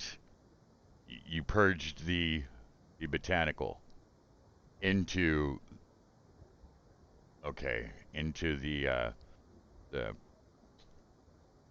sorry. Still a little groggy from that whatever it was.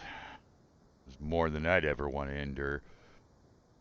Into the recreation pool, correct? Okay. Well, as long as we've got command of the ship, that's not a problem. What's wrong with the automated systems?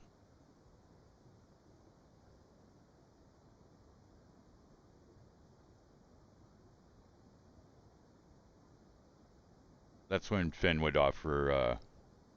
I think I've got the automated systems running, and you look over. He's messing with that control pad, messing with the con pad, and Kirk walks over to him very nonchalantly, looking over his shoulder, and just kind of complete opposite to the way that the doctor would be doing this, right? There's like a diplomacy of silence and uh, patience, and perhaps he's definitely gauging Finn's knowledge of the system, right? And there's a couple moments where he's like actually keys some impression of, respect for this alien to know the system that well, but he's like he tries a couple of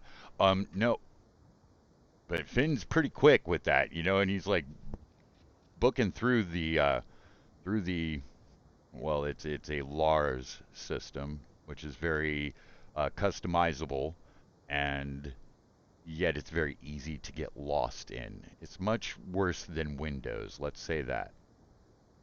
Because you don't have a browser.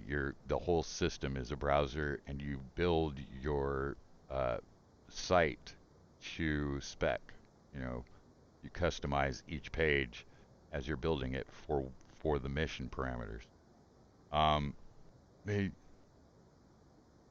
very much like Linux with its sync post environment actually, because it's like constant update, and uh, and it will try to quote unquote fix things that it thinks you are needing more than what you're asking for. If things that you're asking for don't make sense to it, um, which is obviously what is happening with Finn, because he's like little moment of frustration, and then he just goes right back for another a different attack or a different approach at doing what he's trying to do, and finally, you know, the captain just, if I may,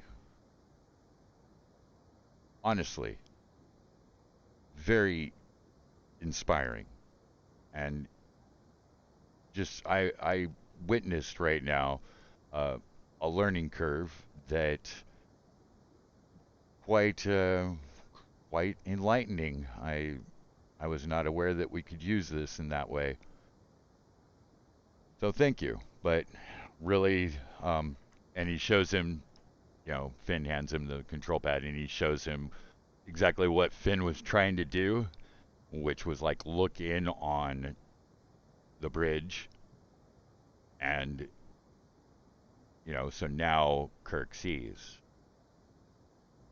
Gold Dragon sitting in his chair, scratching his balls, and we'll end there.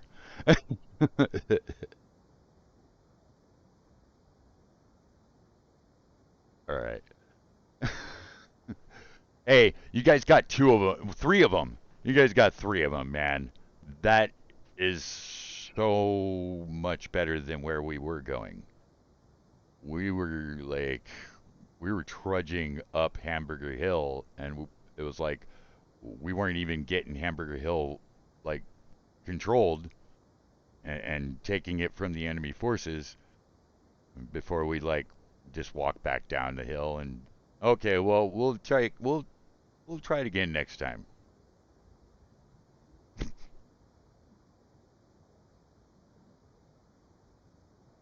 Yeah, yeah, yeah. Like this is not stick and jab. This is like, okay, guys, we just made it to Rome.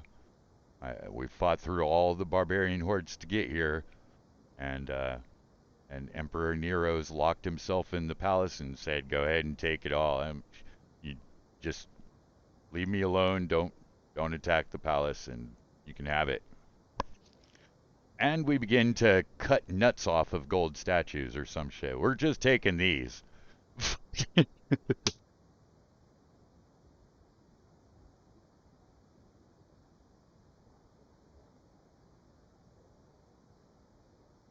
Yeah, yeah, because rescuing original bridge crew or actual the people that created this and or operated it for tours or successive years in deep space, that's not something that we can like replicate. Now, granted, where we are going to be taking it, they're going to kind of be like strangers in a strange land, and more than just um, there's more than just the astro navigation that the enterprise can perform, that we're going to be doing. We're going to need it to do more than just travel through space. And while a warp engine could, but I think we're going to want something else as well. Like we could probably use the warp engine as a capacitor or an auxiliary or even a not a battery because it cycles at a rate that only the dilithium can manage. For using it as a battery that's overcharging through the dilithium, it's catastrophic. That's why they cycle it through the impulse engines and they store it in the uh, oh god, the thermal, yeah, the thermal exhaust. Yeah.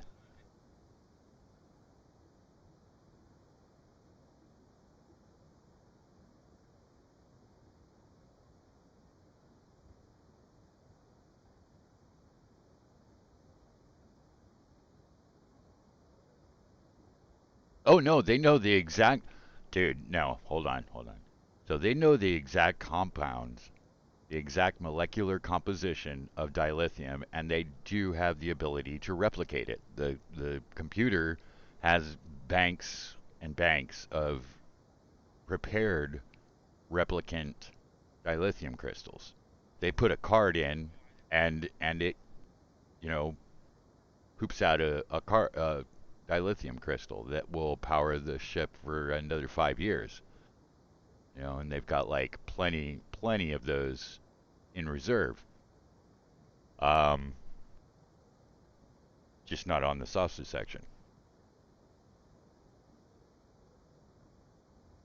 Now, now they probably will be able to like use their uh, um, using the Lacar's system and just going in and telling the computer, okay, here's this. This is the compound that we're going to need, and here's how to use replication uh, technology, and then the ship can build the replicator technology, and there you go. But still, not a problem. Um, Chrysania has organic dendritis crystals that are much better than dilithium and much less volatile. In fact, a direct hit to engineering isn't going to blow the ship up if we use her hair.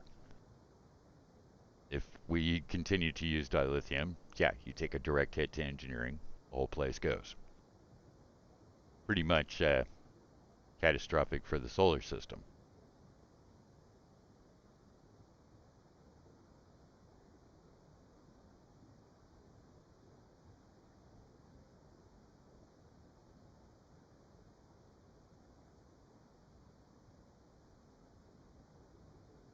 But where you would be a great first officer is the fact that you know fantasy, you know reality, and the bridge that links the two is dream.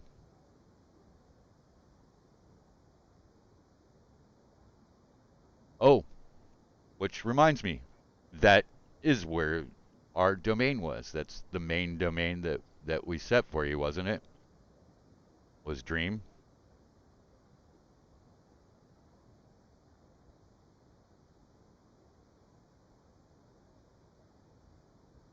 Wait. What was here? What was here? What do you mean?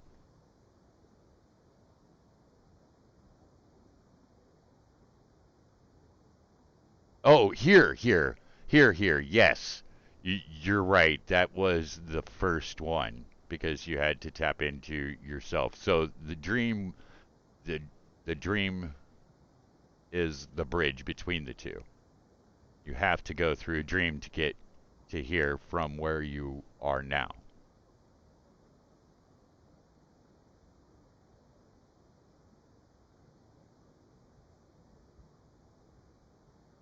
Yeah, because you wanted dunamancy, right?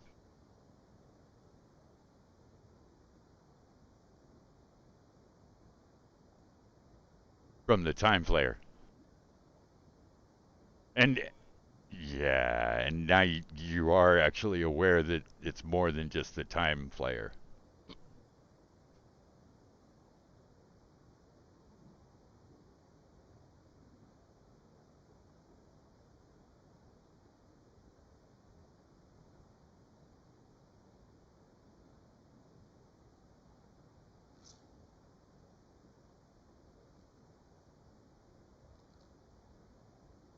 Right, so that's going to be there's so for right now, let's do a tentatively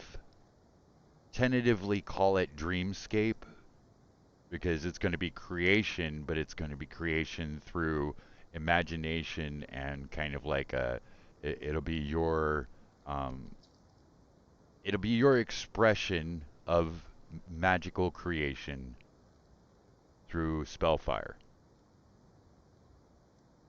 Okay, but that more comes from your imagination or your understanding of um, mechanics and systems outside of what the prime material plane, yeah, of your original reality, this reality.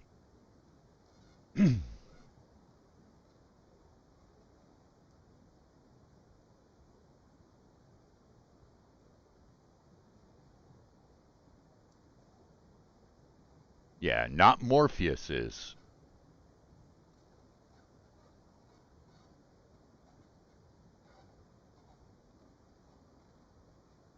Well, because there's a couple of different dreamscapes. Like, how do I put this? So there's like the dreamscape that the Fae are mainly the dominating, controlling factor, and the Unseelie and Seelie court has greater dominion over it than even humanity. But how do I put this?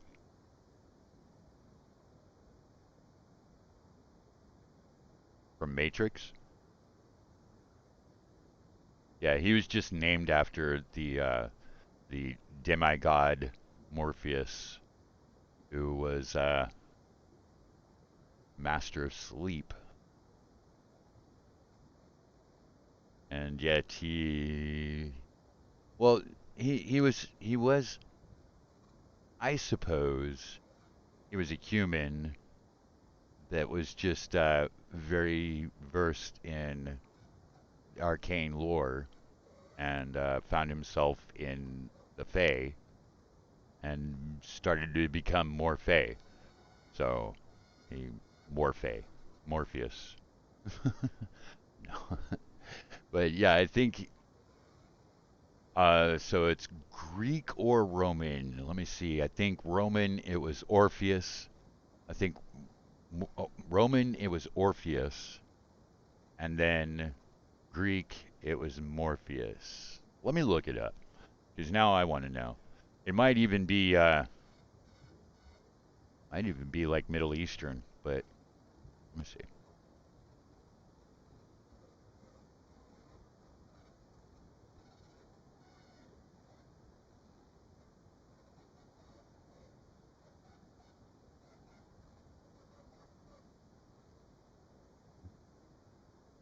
Yeah, it should sound like that because I mean, um, Orpheus Orpheus is absolutely Roman mythology. He was the one that used music to quell the Minotaur in the labyrinth and made it through the labyrinth actually to the land of the dead and went to reclaim his wife from Hades. Pretty big stuff right there, as he was the first one to even reach uh, Tartarus, let alone like ascend it and beat it. Yeah, and then when it was like came down to it, and he was like, "Okay, Persephone, come with me," and Hades was like, "No," and you know, right? She did in the Roman. Yes, she did in the Roman. It was like Theocritus or something like that. But um, yeah, yeah, in Morpheus coin, huh? Nice.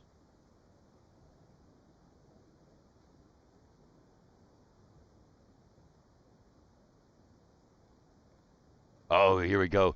Yeah, he's the leader of the Onoroi. Morpheus is a god. Yeah, well, no, hold on. It doesn't say that. It just says the Onoroi. And then his symbol is the poppy, and his weapons are wings. Greek, Greek mythology. Yep. I thought so. So he is a god associated with sleep and dreams in Ovid's Metamorphosis. Thank you. That's exactly what I was trying to remember. Ovid's Metamorphosis is so, it's one of those classical pieces that we don't even have the full, manuscript or the full thing. And we've kind of had to, hodgepodge and put it together, and it's like, oh man, that's a big story. He's the son of Somnus and appears in dreams in human form.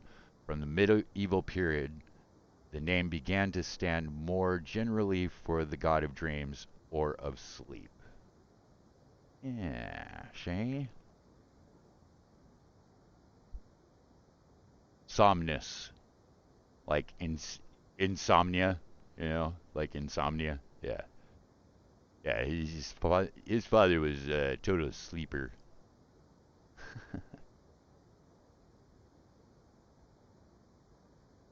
Okay, so in Greek mythology, dreams were sometimes personified or avatar status as Onerois or Oneroi. In the Iliad of Homer, Zeus sends an Oneirus to appear to Agamemnon in a dream, while in Hesiod's Thejoni, the Oneiroi are the sons of the Nyx and brothers of Hypnos. Dude, dude, that is so like that's whoa. Sorry.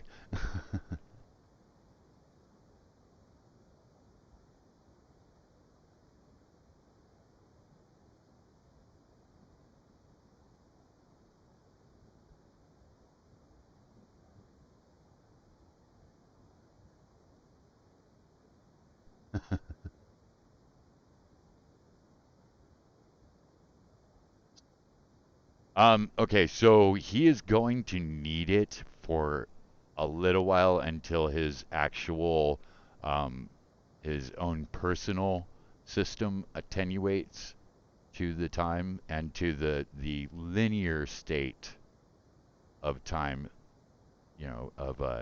of duration, because right, right. I know. That's why you were putting a note. But I would also say that by that time, you're probably going to have a hard time getting the suit to reacclimate to you. He's going to need it for a while, right? And in that time, the suit's going to kind of, acclimate to him. And Honestly, you can't really claim ownership of it. It is theirs, but you can get you can get not another one, but you can get one of the current ones that are untampered with, and kind of using this one and your knowledge of it to make another one that is more specific and less experimental and much less um, steampunk. You know, it's not gonna it's not going to burn off your what was that hit points, which that was kind of crazy of Koalish. That's some bizarre blood magic that I never like in my good campaigns, but this isn't a good campaign.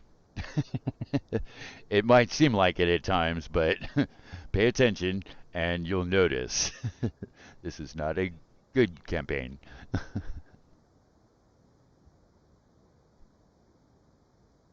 Um, um, um, I would say, yeah, not neutral because they don't really neutralize each other. You know, it's not like your deeds and Finn's deeds kind of counter each other out and neutralize each other's deeds, but you're able to kind of compile and compound the effects that you have for good by mm, balancing them or kind of giving a little bit of room for Finn to produce his, you know, his area of influence. And it actually is more effective that way than fighting for dominion or trying to put something someplace that it just doesn't fit, you know?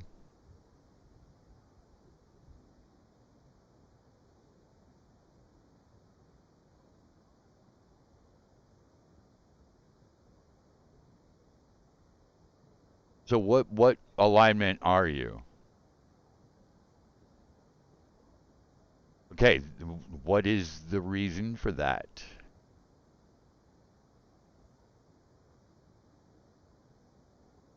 Well, yeah, yeah.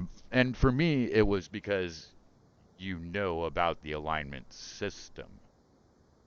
Okay, so you need to be careful about that because you can break the high fantasy realms by exposing them to knowledge of good and evil.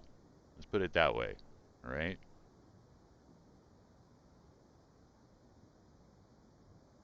So like if there's somebody else in the party right now and we were talking like this, you know, that's having actual it's having very direct effect. And we've done it a few times already, but it's nothing that's broken, you know, anything because the only people that were around were very um capable and, you know, they weren't people that just went off half cocked and you know, hey, well, you know what this guy was saying? He was talking some real wacky talk, but sounded like he was talking about how we're all just numbers on somebody's piece of paper. You know, like do not enlighten the tunes. When cartoons become enlightened, they become, you know, savages actually because I mean, they're two-dimensional. I liked tonight. Tonight was good. I was going to give everybody 3,000 experience for the night.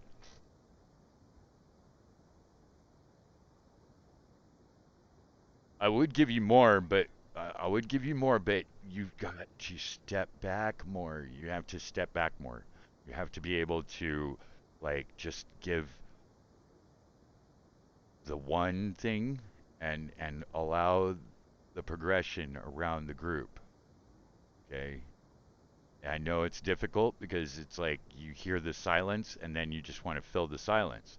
I do that as well. And as a DM, I'm kind of supposed to do that, but even this is a very quiet group, and they listen, and they'll like stop and they'll over listen, like, okay, is he done talking? Because I still want more information, you know. And they've realized that if they do that long enough, I'll end up just telling them the solution because I have to, you know. It can't drag on in silence. Right. But it's almost just as bad to have one person picking it apart and everybody else is listening because unless I get that direct interaction with them, then I'm not positive enforcement for the mechanic of the moment for the system's expression of what is happening. We neither of us share that and we don't relate it and we don't make it reality in our high fantasy realm. We have to all be of a same mind, you know, one one idea and go off of that.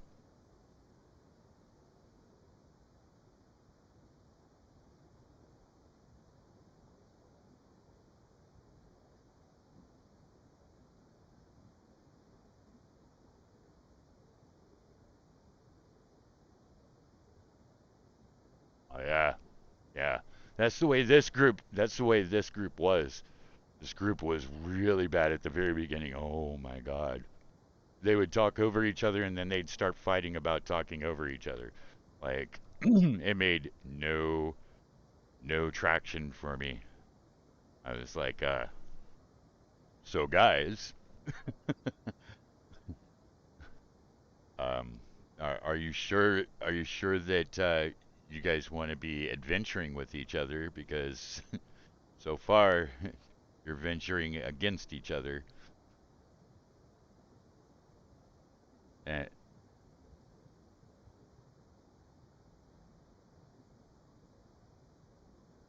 right, but you've also only been the DM, and the DM does have the predominant speaking position. He's the narrator and the elicitor. So many times, and tonight I will give you all the props because I not only once, not even just twice, but 4 or 5 times where you were like, you even did like a syllable and you'd stop yourself. And it's like, wait a second. Okay, let's hear what he says. I was like, thank you, David. Thank you. I really do appreciate that. It's little things like that really give a lasting and kind of an elasticity to the interaction. As long as we can all learn and grow from it, then we get to uh, grow. We get to expound. Otherwise, we're staying put, and we'll just stay put until we get it. I don't got a problem with that either. It just takes a lot longer.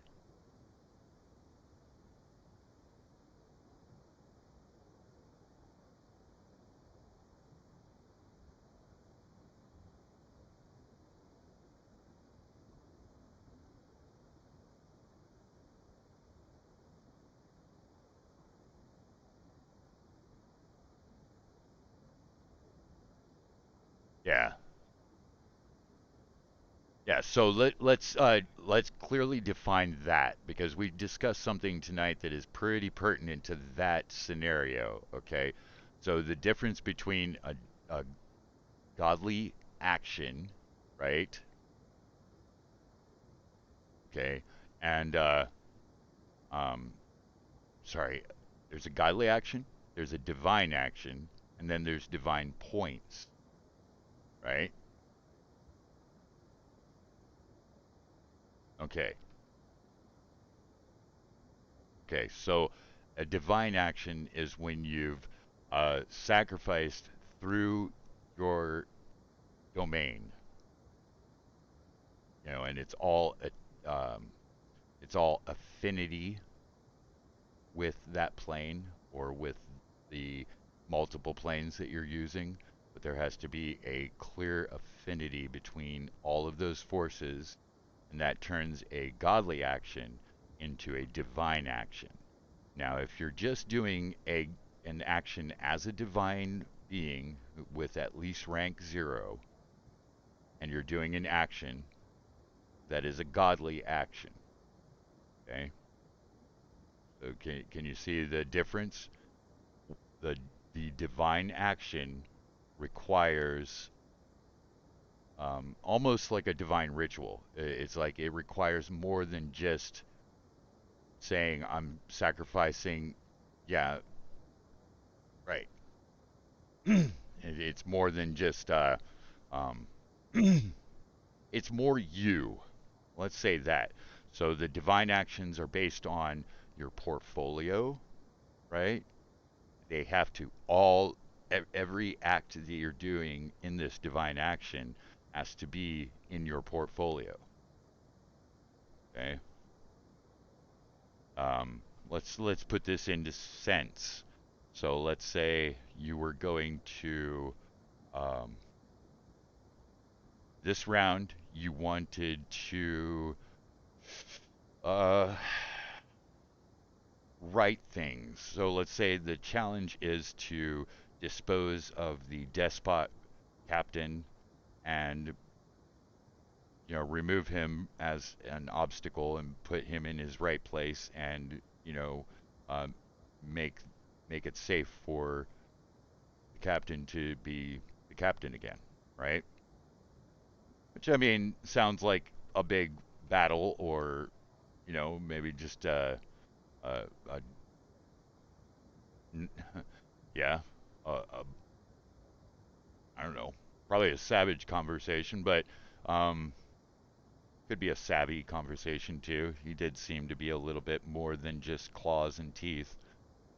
So it would be a ritual of banishment, and in order to do that, you'd have to know more about him. So you'd be like scrying and kind of looking at his timeline, which would be like checking out his astral cord, his ascension, his line of ascension, and then his thread of time, his lifeline thread. So you'd be like, seeing his past, present, future, and putting it in the right place. Okay, that's gonna, it's not gonna use anything in there that you don't have access to as one of your portfolio spheres of your influence and your wheelhouse.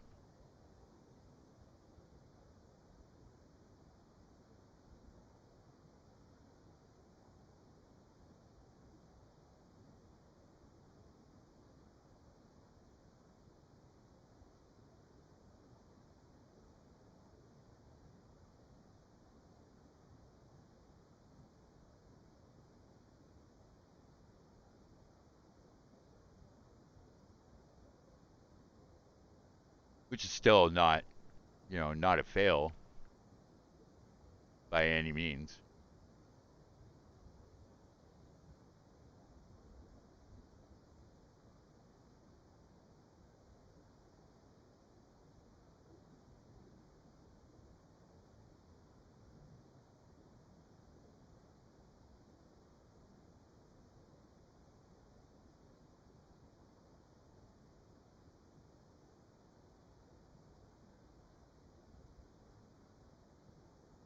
So remind me again exactly what that role was for, because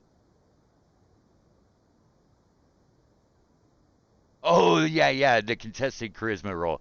Uh, yeah, dude. Yeah, no, no, no, it wasn't that bad. I mean, kind of, in a way, yeah, because I mean, the seat, the captain's chair was it is a sphere of domain. It's a greater sphere of dominion.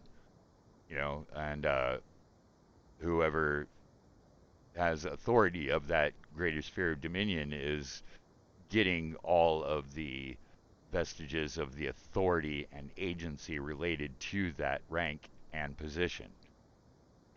Very serious and very powerful, and they have to be so insanely responsible minded that you weren't seeing any of that, though. You were not seeing any of that. You just saw stars and garters, baby. You saw yourself in bed with some Orion women, and you said, "Yeah, I want that."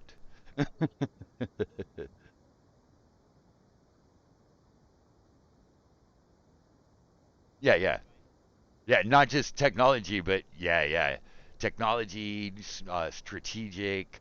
Uh, uh, but then you'd sit down with Kirk at a chessboard and he'd proceed to add 2 levels to it, and you'd be like, "Wait a second, I've never played this," and he'd be like, "Don't worry, it's very intuitive.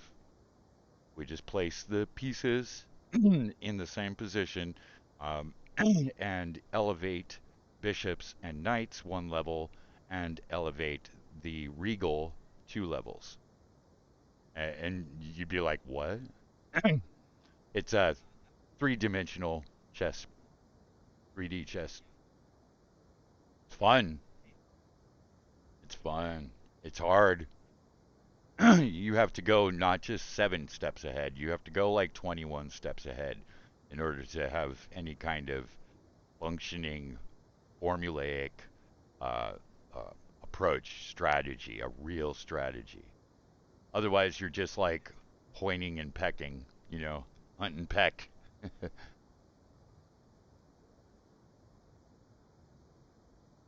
Yeah, yeah. He rolled a flower. I don't know. I just remember it was like what 27, I think, was his roll, the total.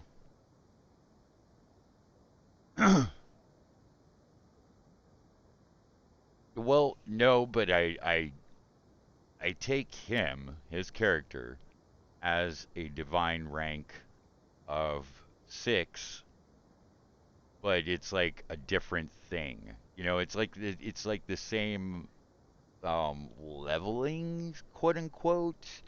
It's more like because the computer already sees him as the captain.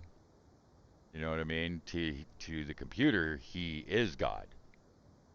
It's like nobody else has given the computer the command codes to release command of the vessel from his authority. So it was almost like in fact, it wasn't just almost.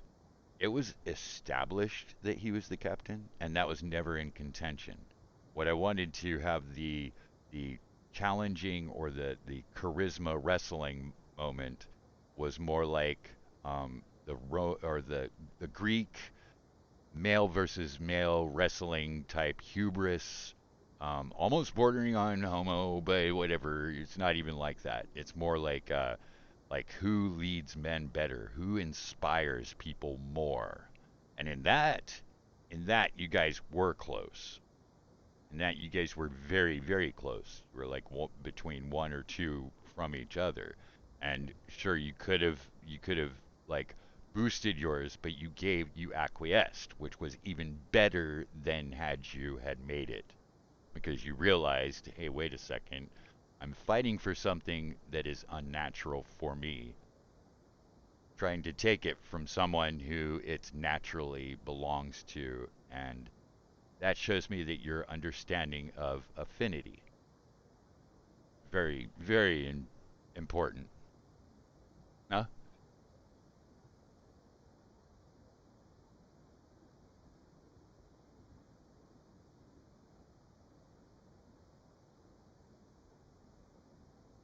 He still kind of does. He still kind of does, but he's much better in line for the villain.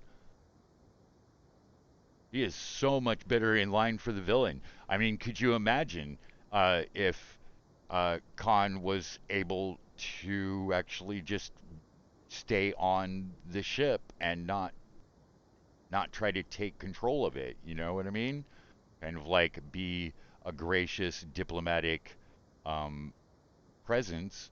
And, you know, yeah, if something tried to do the same thing, like someone tries to destroy the Enterprise, is like, I think I better get Khan in on this, you know, and then Khan comes in and he's like, well, I'm genetically superior, so I'm just going to go over there and I'm going to beat the hell out of him. Yeah, like it's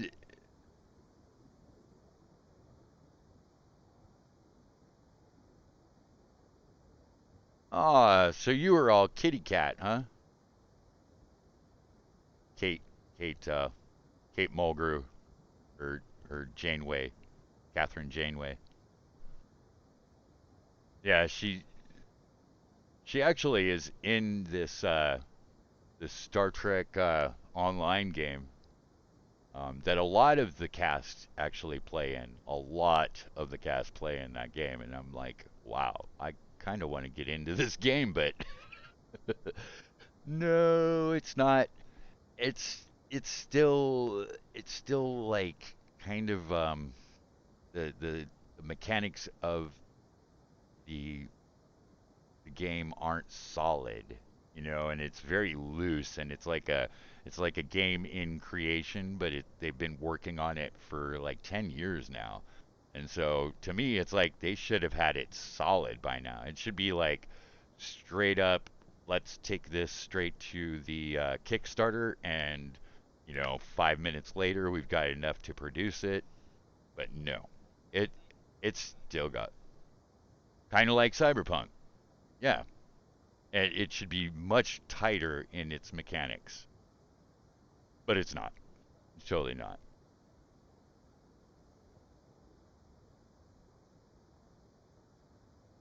Yeah, yeah,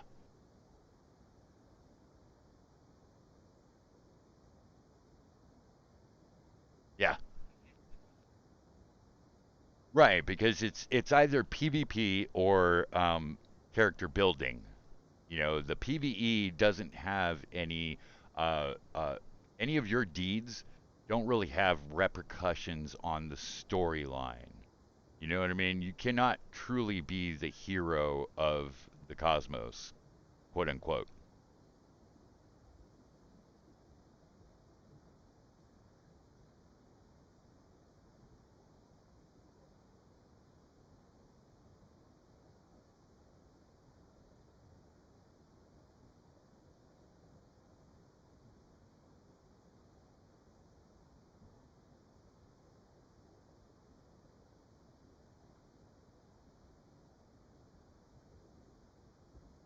All right. So the cool thing about RuneScape though is it shows you the customizing of equipment through use of materia, right? Or runes. You can put different runes into weapons and have it do different effects, and you can kind of customize and build your character that way.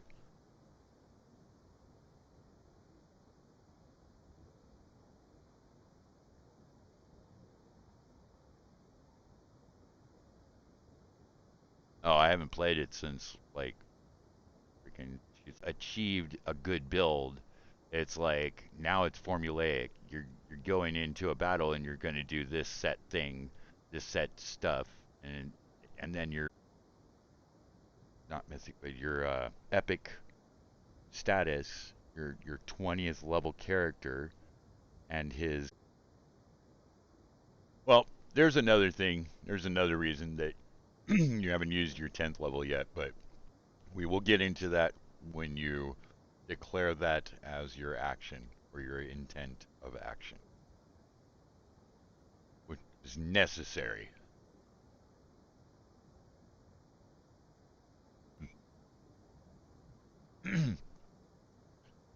I really like that. I really really like that. You so what is the scenario? Tell me what.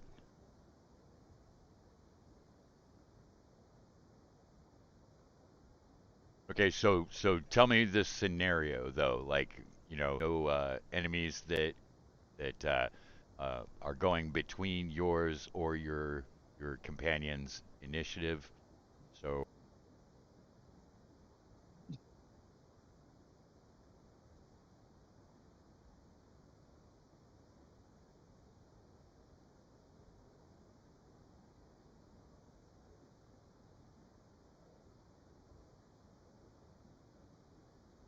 no, no, I hear you with a month of planning, yeah, dude, because I mean you're trying to bring together.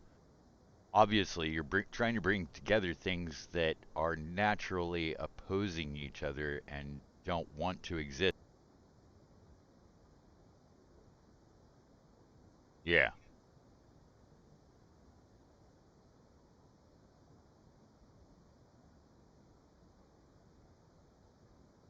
Okay, so here's a very direct question for you. Okay. What is your declaration of intent in order to use it whenever you would have that situation available? Because I just want to see what your 10th level is and how you see yourself using it, how you see your character using it.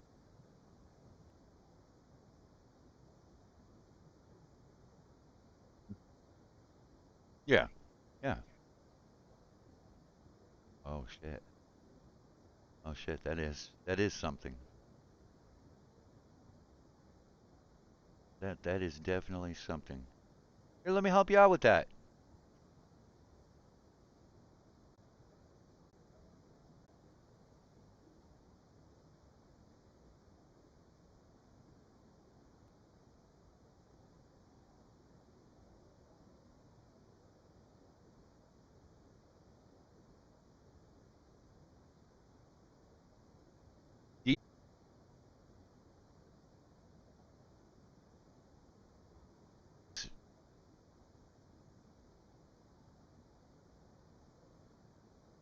Yes.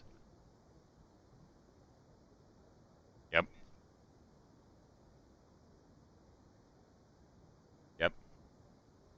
Yep. And she had to accept the tertiary. She had to accept she was no longer like before. And now though, she's been and working with oh God, who is that man? Oh, working with Moradin. She's working like what? No, Reckoning Zero. A lot of people don't even like to.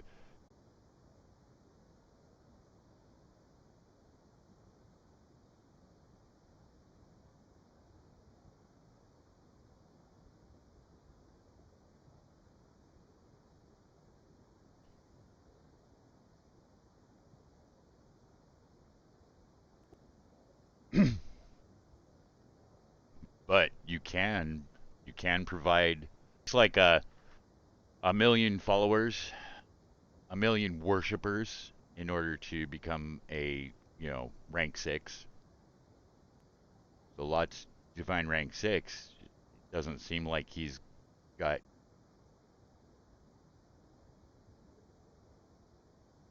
Yeah, he doesn't want to hear what I've declared on some things. The way that things have yes, instead of get my beautiful name out of your mouth. Fucking